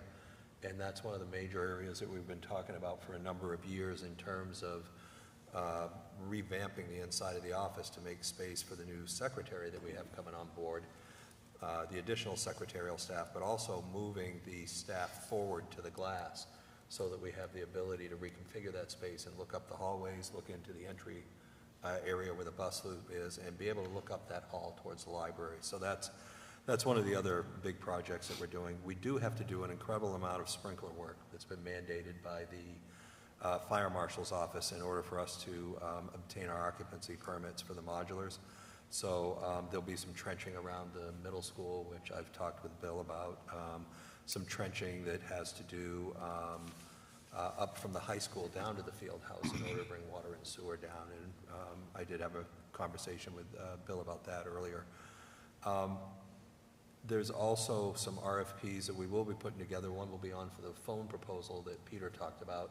The high school phone system is reaching its useful life, at the end of its useful life. Also the intercom system, so we'll be looking to do an RFP on that. And let me just hit a couple of the other ones. Some of the entry doors and the alarms that are in the building, those we're just going to put some loud alarms on, which happen to be in areas that aren't necessarily prone to be closed on a standard basis. They get propped open and things. So we'll set some alarms on those. And let's see, some signage around the trail. There is going to be some work being done on the central office in terms of the painting and replacing of some of the siding on the exterior. We'll be doing an addition or an office area, not an addition office, but an office area within the building, reconfiguring to add the human resources assistant that we've put in the budget. So there's a number of projects, and that's just kind of touching on the highlights of it. And as we said earlier, there's about 7 weeks to try and pull most of this off, and we're ready for it and ready to get started. So, and I do appreciate, Bill, again, the conversation with you today. So it's, again, this stuff isn't glamorous, but a lot of the, certainly a lot of what's happened in Texas. I mean, we have done a huge amount of work with Homeland Security to tighten up some of our buildings, but certainly the events in Texas have alerted us to some of this stuff that we probably should have done, and we've got the financing wherewithal within the reserves that we have set up that this will not impact the tax rate at all. And also, as the town of Cumberland does every year, and I think they did it either at the last meeting or the meeting before, that we also reallocate fund balances between different accounts every year, and that was the third element of the Finance Committee meeting, was to approve the fund balance transfers. Again, this is something routine that happens every year, both in municipal accounting and MSAD 51 accounting. So Scott? I did have one other one to add that I know everybody's interested in, and that's the playground at MIW. It's one that I forgot. Okay. The exterior of that, we're looking at, and this was another area that Bill had taken a look at this evening before he came over, was some of the direction of the water and where the retention drain is there, and how do we direct the water, and possibly increase the size of that playground over by that kindergarten wing. So that's one of the pieces that's, that we're looking at as well, and I've been remiss if I hadn't mentioned that tonight. So it all isn't pretty, but it's stuff that needs to be done to bring our stuff up to snuff, and that's all for facilities. Thank you, Peter. Curriculum, Jennifer? There's no update. We haven't met since the 1st of May. Okay. Communications? We have quite a bit of work to do now that we've moved forward on the plans for the building. So there will hopefully be at least one, if not 2, meetings over the summer of communications to start to really think through how to make sure exactly what you said, Tyler, that we and what folks have asked, to have really good conversations with the community, both communities, to make sure people really feel like they know exactly what they're going to be voting for in November. Equity Committee, I don't believe there's an update. Student reports? Pass. Okay, fair. All right, so we'll move into our items for action. I'm going to actually pass these first few off to Kevin. You didn't have any time to prepare one? Exactly. All right, I'm just checking. So this will be the last time you have to hear from me for a while, my friends. A few items for action. The first is I will make a motion to certify election results of June 14th, 2022 budget validation referendum. that with respect to the district's budget validation referendum, the computation and declaration of votes dated June 22nd, 2022, and attached hereto be approved. That the computation and declaration of votes be entered upon the records of Maine School Administrative District Number 51, and that a certified copy of the computation and declaration of votes be sent to each of the municipal clerks and the member municipalities within the Maine School Administrative District Number 51. Thank you, Kevin. And a second? Second. Are there any discussions here or questions? Okay. Could I add something to that? Please. One of the pieces that I wanted to add is that, I've been here for quite a while, and it never ceases to amaze me the amount of help that we get from both towns in terms of doing the elections. Debbie Allen Grover, Tammy O'Donnell, the two town managers, Bill. It's phenomenal what happens and how they put all that together with us, so I'd like to thank them for that. 100%. Thank you, Scott. Anything further before we vote? All right, all in favor? Great, thank you. All right. I'm sorry, I'm just looking that this looks like it's identical language. Scott, is there any reason the article, oh, I'm sorry, no, it's not. It's a different one, it's on there. Allow me to read a little bit more effectively. This is to certify the election results of June 14th, 2022 School Revolving Renovation Fund Program. I make a motion that with respect to the district bond referendum on June 14th, 2022, the computation and declaration of votes dated June 22nd, 2022, and attached hereto be approved. That the computation and declaration of votes be entered upon the records of Maine School Administrative District Number 51, and that a certified copy of the computation and declaration of votes be sent to each municipal clerks within the district. Second. Thank you. Any discussion or highlights here? Scott? No, Okay. just who made the motion? in a second? Kevin. I did. Kevin and then Mike. Thank you. Okay, all in favor? Great, thank you. The next piece is approving the tax assessment warrants and monthly installment notices. I make a motion that the warrant for the assessment of taxes and notice of monthly installments for fiscal year 2022-23, which is the assessment warrant for each member municipality of the district, be approved and issued in form presented to this meeting, and that the treasurer be authorized and directed to deliver or cause to be delivered each assessment warrant to the assessor of the municipality designated thereon, requiring the assessment of the amount that is that municipality's share of the costs approved by the voters of the district, and notifying the municipality of the schedule of monthly installments to be paid on or before the 20th of each month of the 2022-2023 fiscal year. Well done. And a second? Second. Any questions here? Okay, all in favor? Thank you. This next resolution is to authorize the school revolving renovation fund financing. And I make a motion that the resolution entitled Resolution to Authorize $1,522,515 School Revolving Renovation Fund Financing be approved in the form presented to this meeting, and that the secretary file an attested copy of said resolution within the minutes of this meeting. And a second? Second. Thank you. Any discussion? All right, all in favor? Thank you. One final thing, I will give you the explanation, and Scott, if you want to make this more clear, this is talking about the cost center budget transfers, and each of the municipalities do a very similar thing.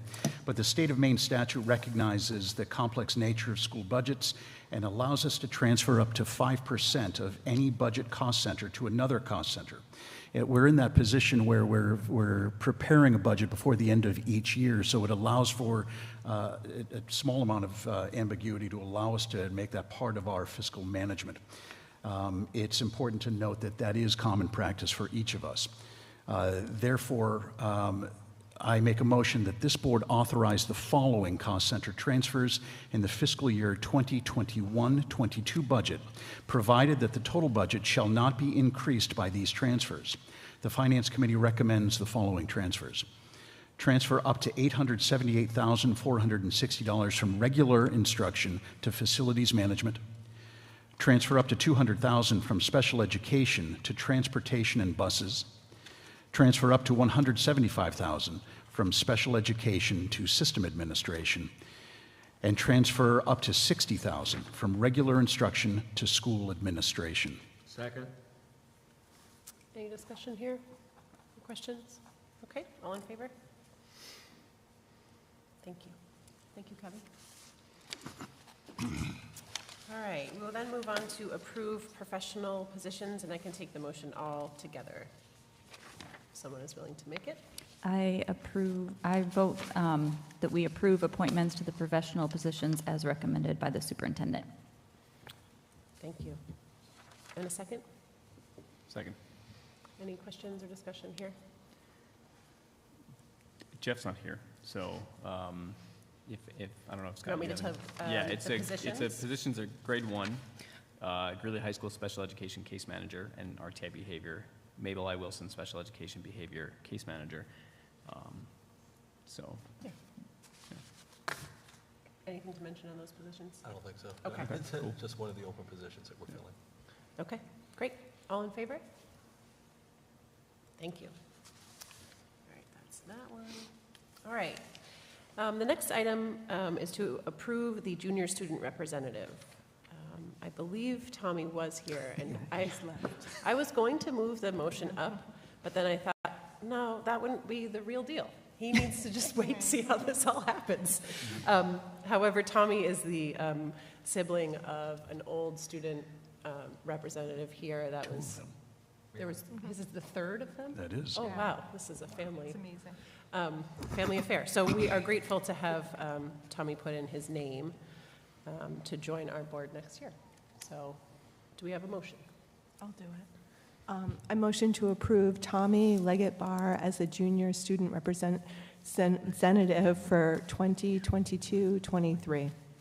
Thank you. And a second? Second. And all in favor? Or any questions or anything? I'll just say that he'd be a great addition to the board, and I'm disappointed I won't be working with him, but Avery, it will be a great addition for you, so. Yeah, I mean, I think we interviewed him, me, Jeff, and Dawn Gray interviewed him for the position 3 weeks ago, and I knew when he walked into the room, like, he was the one. Like, that's great. You know, he has a great background, and I think he's going to bring a lot to the board in the next coming years. So. Awesome. Thank you, Avery. All right, all in favor? Great. Thank you. We look forward to welcoming Tommy, I believe in the July meeting, right? That's when he will join. Okay, then we will move on to the second reading of policy ACA. Tyler, I'd like to be able to support this, so if you'd allow me. I'd move that we approve policy ACA, diversity, equity, and inclusion in education, citizenship in a global society, subject to 2 amendments, if you will humor me. Striking in the equity paragraph the words, and impact students' ability to learn and employees' ability to succeed. And in the last paragraph, striking to implement the commitments implicit in this policy. Okay, does Jason's amendments have a second? Oh, we don't have an original motion, but Jason, could you just give those one more time? I'm sorry. I just opened it up as well. No, that's fine. So let me read the entire paragraph or sentence that bothers me. In equity, it says, we acknowledge that historical biases and stereotypes, opportunity gaps, and inequitable practices exist within our society. That part I'm okay with. And then it continues. The rest of the sentence reads, and impacts students' ability to learn and employees' ability to succeed. That last part is what I want to strike. And in the last paragraph, the sentence that is about sort of the superintendent's rights or responsibilities to implement this, the sentence reads, the superintendent is responsible for developing and implementing a diversity, equity, and inclusion plan for review and approval by the board. That part I'm okay with. But it continues and says to implement the commitments implicit in this policy. So that last bit is what I would also like to strike. So 2 things to strike, and I'm happy to explain my logic. And so are you asking for a motion for an amended? That was a motion with amendments in it, yes. Okay. So do we have a second for that? Now, to keep it going, I'll second it. Okay. Any discussion? I'll jump in. We talked about this earlier, Jason. I don't, these edits don't bother me that much. Say again? They don't bother me that much. You know, the phrase to implement commitments implicit in this policy, honestly speaking, that's kind of vague. We shouldn't be implementing anything implicit. We should be pretty explicit. And so I'm very fine with actually striking that phrase. The other one, impact students' ability to learn and employees' ability to succeed. I mean, I think we have a fundamental disagreement on the existence of that and the existence of inequities in society, and, you know, how those sorts of things are part of Maslow's hierarchy and such. But you know, this is in an explanatory paragraph, and I mean, I'd certainly be willing to remove this phrase to make sure that we continue to move along, because I don't think it changes the heart and character of the policy. If those 2 things are removed, I can support this. I find the rest of it to be rather golden rule stuff. A lot of it probably should be parts of our strategic plan. I think it's most anybody can agree with the rest of it. But those 2 things I have trouble with. Okay, is there any further discussion for this amended motion? Or questions? So, I think these are fine suggestions. I don't have any great objection to them either. One tweak I might ask you to consider is that instead of just striking impact students' ability to learn and employees' ability to succeed, to replace, maybe to add the word may, that these things, these historical biases may impact students' ability to learn and employees' ability to succeed. Because I think these are barriers that can be overcome if we're doing our jobs well. And I think it's important to be mindful that there are consequences to leaving these barriers in place. Okay. Jason, do you have a response to?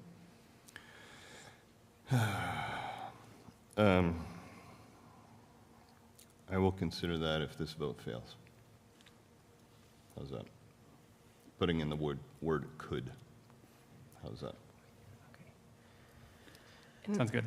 I'd just like to note that the heavy lift is after this is passed, is the implementation. And I think sometimes that gets lost on this policy, but there's a long road and a lot of discussion and open eyes to go forward. Thank you, Jennifer. All right, any further discussion on the amended motion? Or, I'm sorry.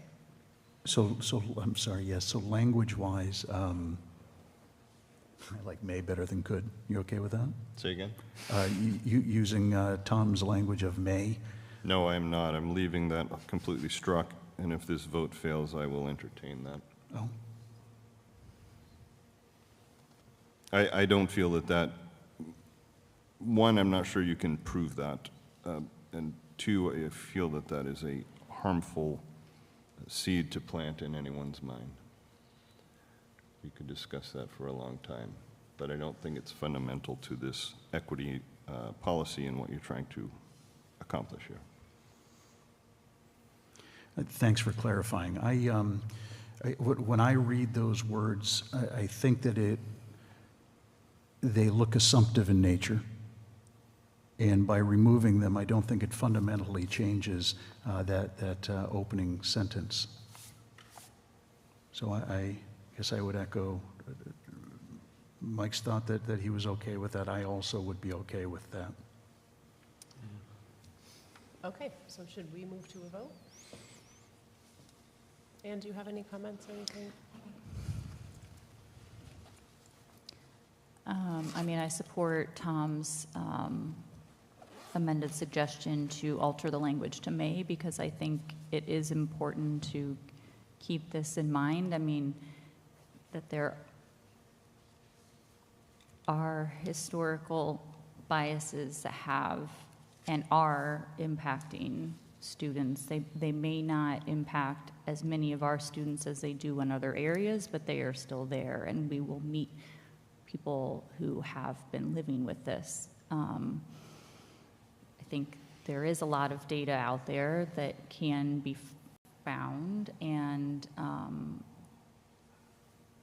I think it's important to still have that portion. I'm fine striking the second part of that, the second further down language. That makes sense to me, but I would like to keep the previous language changed to may. Okay, so let's move to a vote and see where we end up. So all in favor of the amended language as presented by Jason?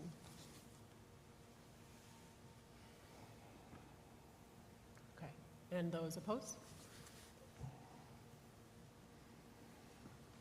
Okay. So the motion carries with the amendment, and is there any, there's no further motion for that, so we're good.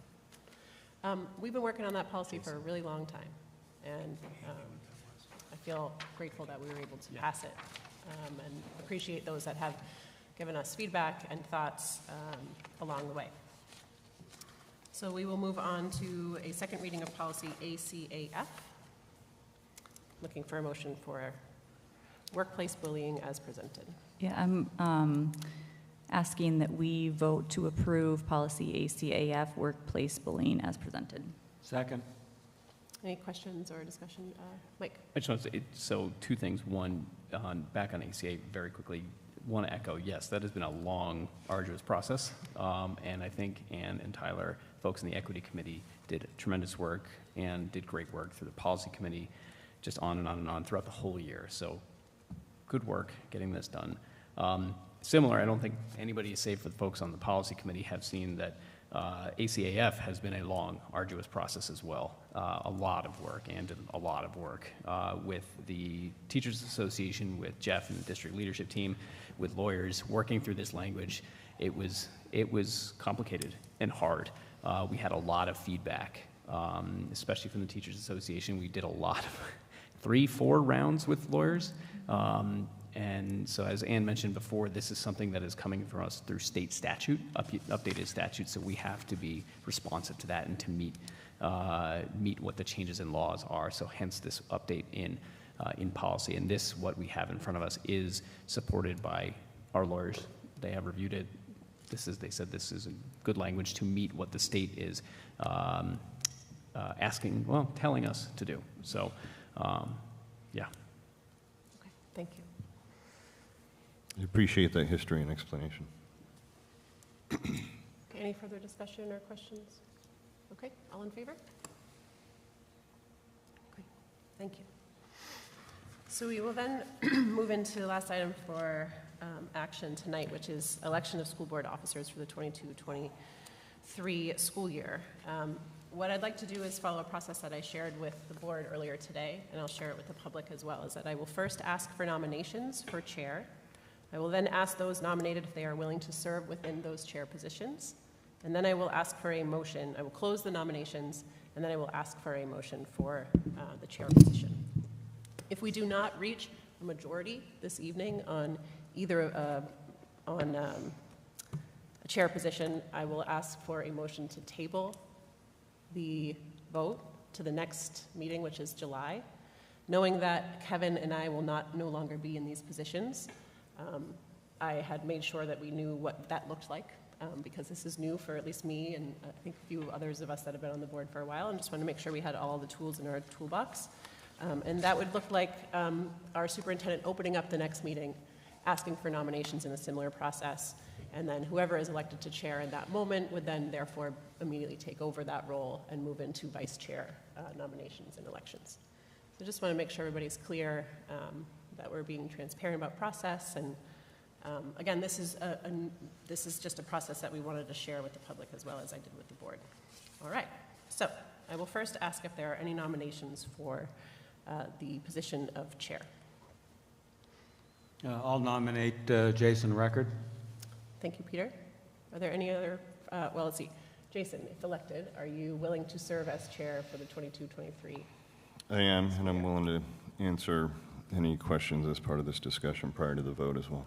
Great, thank you. Are there any other nominations for chair? I'll nominate Ann Maximovich for chair. Great. Anne, are you willing to serve in a chair position for 22-23 school year? Yes, I am, and also will answer any questions. Great. Are there any further nominations? Seeing none, I'm going to close the nominations. And now I will ask for a motion. I'm going to do this, I thought about this. I'm going to do it in alphabetical order because it just seems like the easiest way to do. So I will first ask for a nomination for Ann Maximovich nomination. A motion, you mean? A motion, yes, sorry. Am I not doing it correctly? I'm not sure what your... Yeah, what's the purpose of So are we this going to have a next stage? discussion or... So I will ask for a motion. If there's a motion and a second for that first nomination, we will then have a discussion. If there's majority vote, Thank you. then it carries. If there isn't majority vote, then we move to the next nomination. Does that make sense? I don't understand. Double motion. So right now, we've nominated 2 people. Yeah, so why don't we have just an up and... Sure, if you want to change the discussion, Just a... totally fine. Just a, discussion at this point and then just a vote, I would think. Do we have to go through the...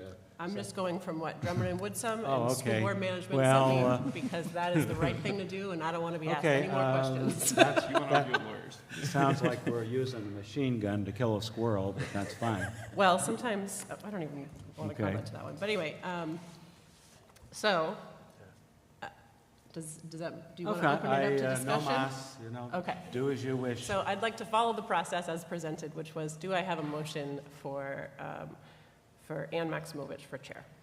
I'll make the motion to nominate and elect Ann Maximovich as chair of the Board of Directors for 2022-2023 year. Thank you. And a second? Second. Thank you. Okay, so now we can discuss, ask questions. Does anybody have any questions or discussion? I just wanted, so I'm nominating Ann. Gotten to know Ann the 2 years I've been on the board. Ann has been, honestly, you were a bit of a lightning rod for a bit. And I think that has obscured people from seeing that you're actually quite thoughtful, approachable, smart, strong, an interesting person who's willing to engage many viewpoints, put the work in. And so when you had mentioned that you were interested in being chair, I thought absolutely we should put your name forward. And so I thought it would be good for people to get to know the Ann that I've gotten to know. And I want to also say putting your name forward is not any detriment to you, Jason. I respect you. You're smart. You're thoughtful. You're tenacious. So, but I think it's good for us to have an open debate and discussion. Thank you. And I'll just say that I've worked with you on equity. I've worked with you on all sorts of different things, but I'd like to just say that one of the best things, one of the things that I always remember is you are a wonderful listener, and I think that that is one of the best things that you can be as chair. Listening with an open ear, not listening for when it's your time to talk, but listening because you're actually listening to what people are saying is something that I think that you would bring in a wonderful way to this position. So thank you for all the work you've done to this point, regardless of where we end up tonight. Can I also make a statement? Okay. I just wanted to add for my fellow board members, because I know when I had talked to you, that some of you had obviously expressed concern for my health, and then this is for the public then viewing, because I have missed various meetings because I am living with a chronic health condition. And I wouldn't have considered myself if I didn't feel that I could carry out this role.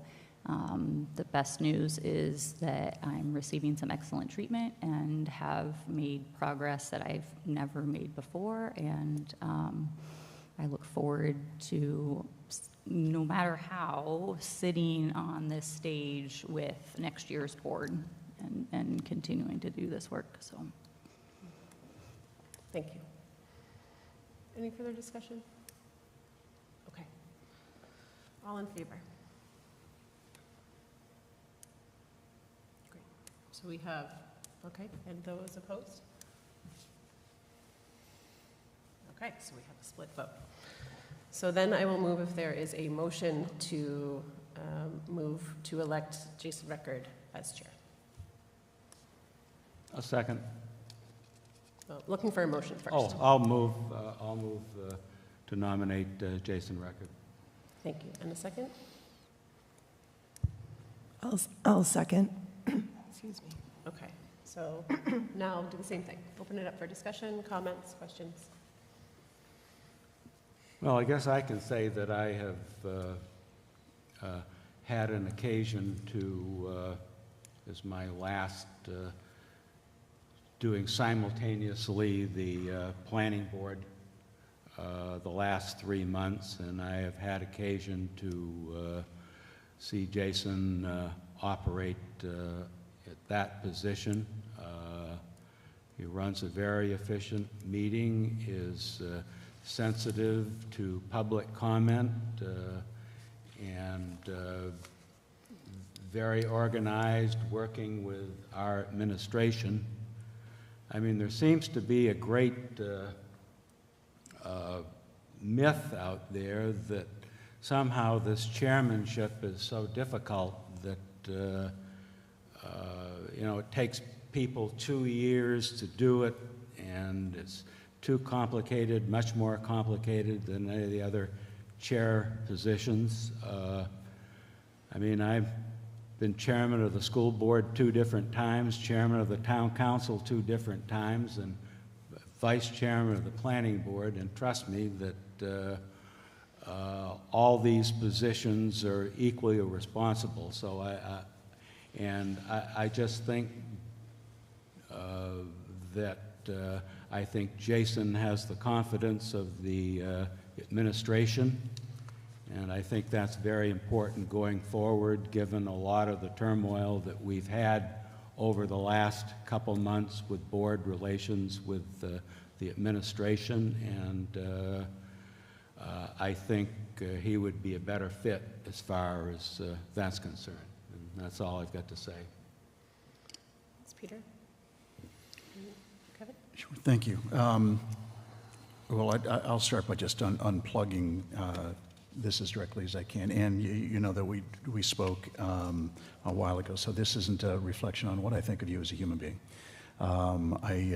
Certainly, I do think the world of you, and I appreciate the passion with which you approach nearly everything in orbit around you. When Jason joined the board, I was more than a little rough on him. And the reason why was because when I joined 6 years ago, I joined this board as a non-political board. And it was agnostic in terms of any party affiliation, and I believe that while you had a perspective on solving problems in the community, it was without agenda. And you joined the board like so many of us, and we thought that we had all the answers, and we only needed 3 months to make everything better. And so I dusted up a little bit with Jason early, and I got to tell you, he responded like a professional. And when it came time to understand issues that he disagreed with, he put in the time.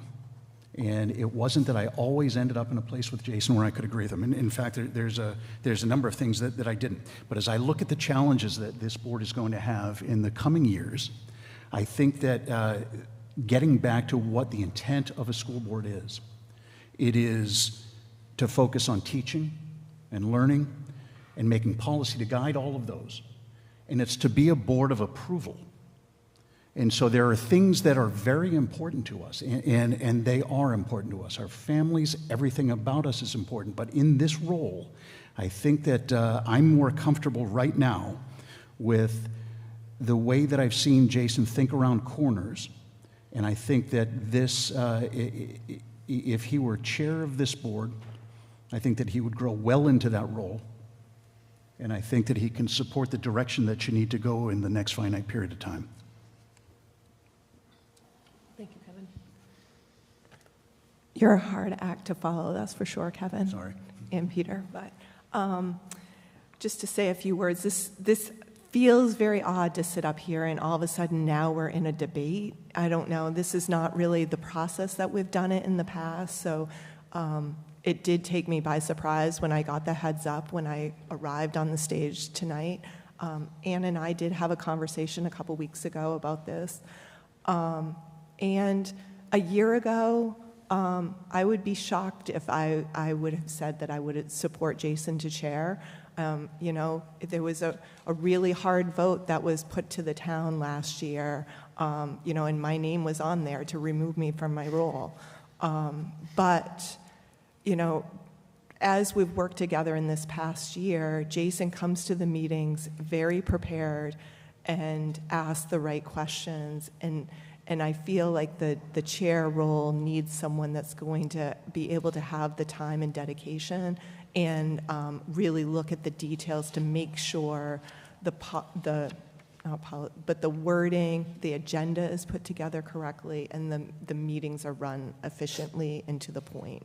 And that's where I'm coming up with my thoughts. Mike, Tom, anybody? Just trying to acknowledge. Yeah. Not frustrated by any means. So I hate this. I hate everything about all of this right now. And I think this has erased any aspirations for me to be chair because this has wrecked me these last few days. I've been tossing and turning at night thinking about this decision. And 24 hours ago, I was all in, Jason, and your email really threw me. And I'm not like all out now, but and it wasn't even the equity stuff. You've been totally transparent about that, and I respect how you've really stuck to your guns about that. It was that you were unwilling to work with Ann as vice chair, and not only that, but to then pass the buck and place the blame on her as someone that you couldn't possibly work with. And that's just not leadership to me. A leader who works with others and doesn't pass the buck. And I hope you can use this as a learning experience because you can win me back, but that was kind of a deal breaker to me. And it was just disappointing. I don't know how things are going to turn out tonight, but I'm looking forward to working with you and working with you well in the future, but that just threw me off yesterday.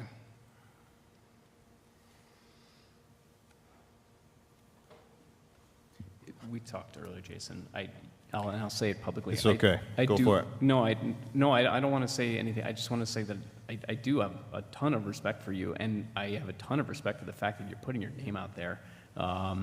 It's courageous, and it's fantastic, and I appreciate it. I'm not putting my name out there. I'm sitting here saying, please don't make me do this. So kudos to both of you. And like I said, I think you're smart. I think you're thoughtful.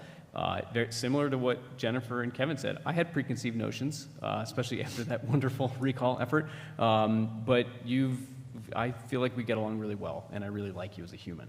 And so it's a similar situation with Tom that really threw me off. Okay. I'll just say, you know, you've already called it out. We're neighbors. It's weird. It's awkward. But I think the reality is for me, that I just think that there's a lot more learning and listening and growing to do before a leadership role is the one for you. At least, you know, and I will disagree that there's a myth about this job. This job has become really complicated just in the past 2 years. And the expectations of these roles are different, and so I do think of it differently than the chair of a planning board. I think it's very different, and so that's why my support is with Ann. Okay, so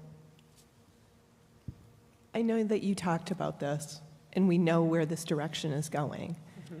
It would be really unfortunate to leave tonight to not resolve this.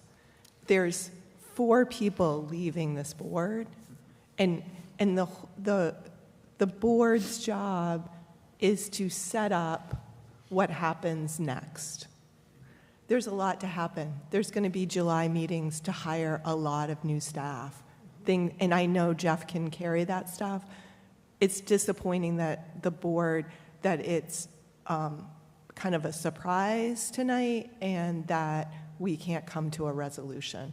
And whether that's we take another vote and then we do something, I'm not sure that we just can end this.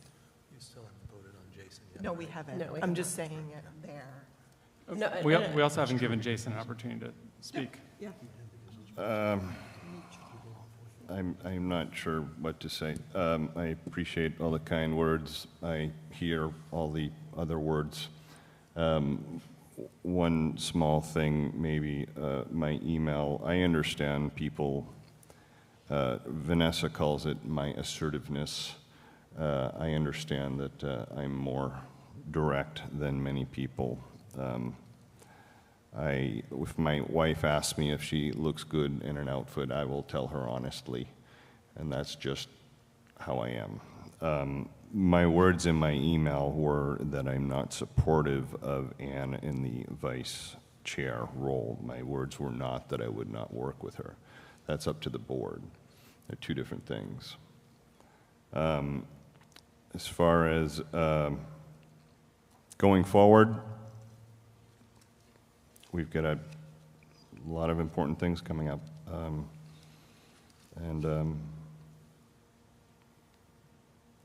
I just, as possible this last year and who I am, I don't beat around the bush, and I hope that people know that. So it'll be what it'll be, and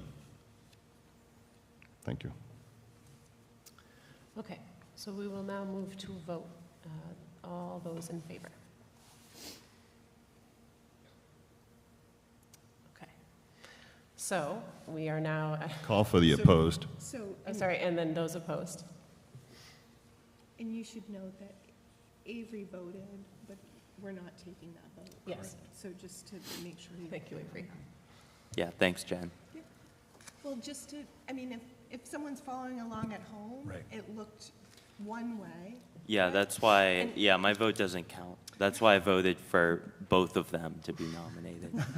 Thank you, Avery. Okay, so where we're at right now is we have a split vote and we have no majority. So unless someone else would like to make a motion, I would ask for a motion to table this vote until the next meeting, which is the beginning of July. And I assume that's non-debatable. Motion to table as if there is one. It's, if it's successful, and then we can do this all night. No, but I say a motion to table is non-debatable. What do you mean? Correct. It's just up No and down. discussion. Yeah, yes.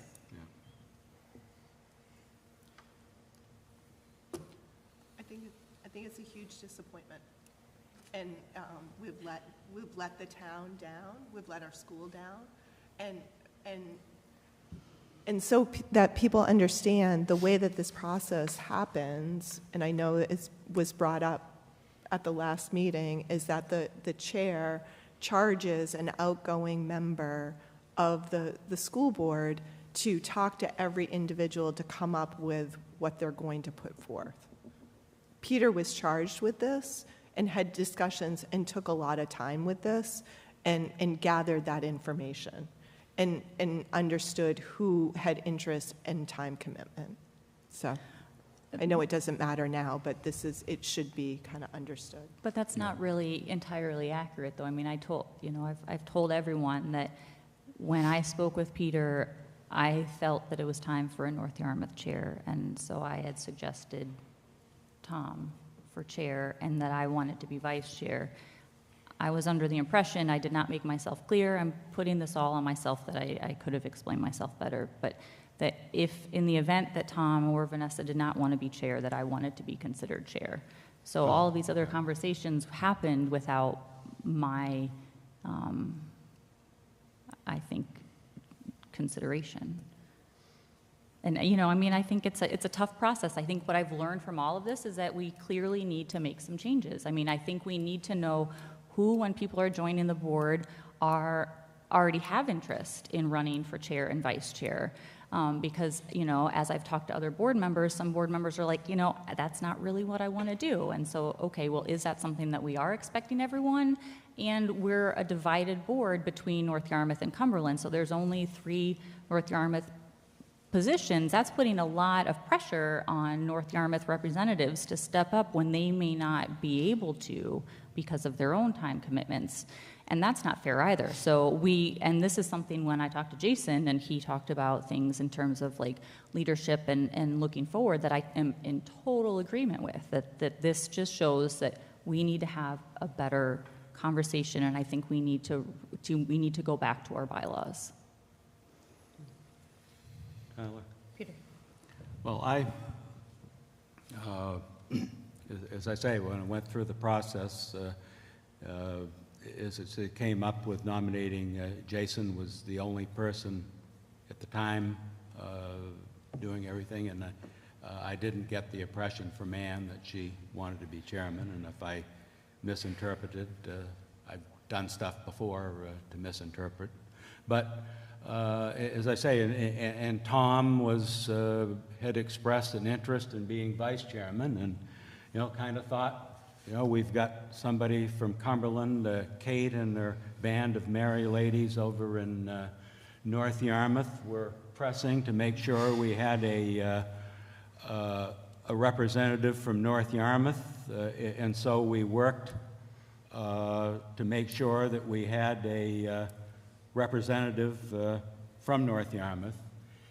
And then, as I say, it kind of went off the rails with Ann and Tom having some kind of a conversation where Tom decided to withdraw in favor of Ann as vice chairman, and then all of a sudden we come in tonight and find the roles changed again. I mean, I thought the process was flawed last year, and we probably could have set up a lot of this thing last year, but I was a little loyal soldier, and my wife told me, don't you dare upset the apple cart on this thing, so I became a good little soldier and accepted things and respected the wonderful job that Tyler did, but did not agree with the process. So if we come down to this 4-to-4 thing and table, I think it's going to be hugely divisive to the community because each individual in their own way has probably got do things that set off the community, so there's no saint in either party as far as that's concerned. The thing I worry about the most is the fact that we have one of the best superintendents in Maine. We have one of the best business managers in Maine. And if they continue to see this Balkan operation with the board flopping around, I think there are a lot of friendlier places. So I worry about how the administration views this whole thing. Then you've got the faculty who's in right now. We've got new administrators coming in. So I just think we look like damn fools, and I just think we're doing irreparable damage to the district, and I can't see why that we would be willing to turn this thing over to 4 members with 0 experience and 2 members with 1 year of experience. I'm about ready to just pull up the parachute and go, but I've said my piece. Okay, so what I'd like to say is that this is only what we make it. So we can make this divisive, we can make this a big old story, and that's what it will be. Or we can recognize that we have 2 people that are willing to serve this board, that want to do the job, and that unfortunately doesn't have a majority support right now. That's just how this works. And so I think what we need to do is just be real. I mean, yes, is it a disappointment? Sure, it's a disappointment that we can't reach a majority, but that doesn't mean we have tools and other ways of coming to a solution. This doesn't have to be, Peter, I have to disagree with your statements that this doesn't have to be that. And I don't think it's fair to say that our administration and superintendent and business manager are part of that. This is a board decision. And so this is my last meeting, and I would like to end it on some form of a positive note. It doesn't look like we are going to find a majority unless someone has a different motion. And so therefore, I'm going to ask to table this, a motion to table this vote until the next regular meeting in July. So I agree with you that this is a fixable problem. And before we do that, could we consider some other options? Like, if Vanessa was here tonight, we wouldn't be in this situation. Could we find another opportunity? I know this is your last meeting, and I want to let you off the hook. But no, I'm not just trying to get out of here. I'm just trying to be realistic. Could we find another opportunity where there are 9 of us? Or could we even just hash it out on stage where we can come to some agreement about who's going to serve? We can't leave here, and it's almost, with you tabling it, is in favor of your vote. So What does that mean? So by tabling it, I think it removes the votes for Jason. What is that assumption being made? Like, I agree 100%. 3 of them are leaving. right, but how is that my responsibility? No, it's No, not. I'm not saying No, it it's wasn't not your an accusation. responsibility, Okay. right? Please don't take it that way. But I guess when you're saying it's favoring my vote, that's not necessarily my intent. We have a policy for remote meetings now. We do, yeah. What's Vanessa's number? I'm more than willing to entertain another motion if anybody has one. I mean, I will also put it out there that I did express interest in being vice chair, and I am still interested in serving either position. I would be happy to serve this board in either chair or vice chair. And even though Jason and I have different ideological differences, I have very much enjoyed getting to know him as a board member, and we have worked very well together, and I look forward to any opportunity. I think the 2 of you serving together would be fantastic, and that's incredibly gracious, Anna. Yes, I agree. I can support that. I would make a motion to nominate Jason Reichert as chair and Ann Maximowicz as vice chair as a slate. Don't we have to follow the procedure? I mean, I was trying to. Yeah. Maybe in 2 separate votes or something. So there's a motion on the table, on the stage. Is there a second? Second. Okay. So we're doing them together? And this motion we are. Yep. Kevin. I'm not looking to muddy the waters in my last couple of minutes, my friends.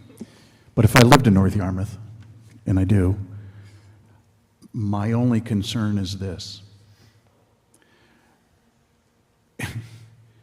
I want to make sure that the town of North Yarmouth is represented in leadership.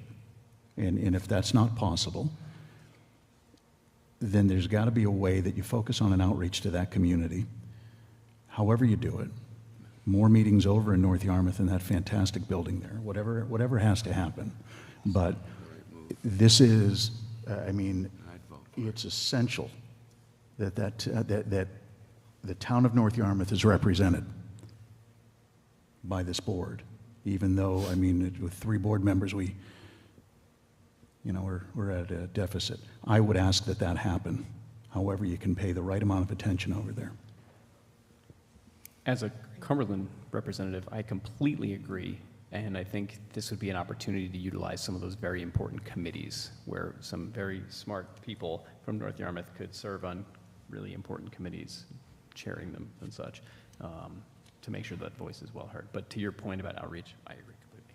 Well, and I think we need to reassess, are 3 seats adequate? Is that realistic anymore, given the changes in the communities? I don't think that it is. I think, again, this is something that we really need to look at about how we're structured. Census. It's what? there's a process for figuring that out. Makes sense. Our student rep Processes are voted good. twice, though, so. Right. Okay, any further discussion on the seconded motion? Avery has. Avery? Yeah, why don't we just flip a coin? Great, Avery, thanks. Rock, paper, scissors, shoot. I would just like to say that I think Jason and Ann working together in the chair and vice chair role would be very beneficial for the board. And I hope that you would lean on each other if this does go through. And I think with what I've seen, all the work that Tyler has done and the heavy lifting, I think that making sure that you have an ability to push the work down and get everyone to help will benefit everyone. So. Yes, fully accept that I am horrible at delegating, 100%. And that is something I am working on as the time continues. Okay, any further discussion? Okay, all in favor? Great. Those opposed? Sorry, I'm just going to stick to my gut on this one. Okay, congratulations. You've had a meeting of different notes. Congratulations, Jason. Congratulations, Anne. Thank you. And with that, yes, the board can't leave yet. Let's have Peter join us because you have been on this board and the town board for how many years? Right. You cited 1985 to me recently, so I commend you for your service. I mean, 3 is hard, but oh man, in 1985, I was like in grade school. How's that feel, Pete? Thank you. I appreciate it. North Yarmouth, by the way, for the Mary. Yes. Yeah, the Mary Lanes.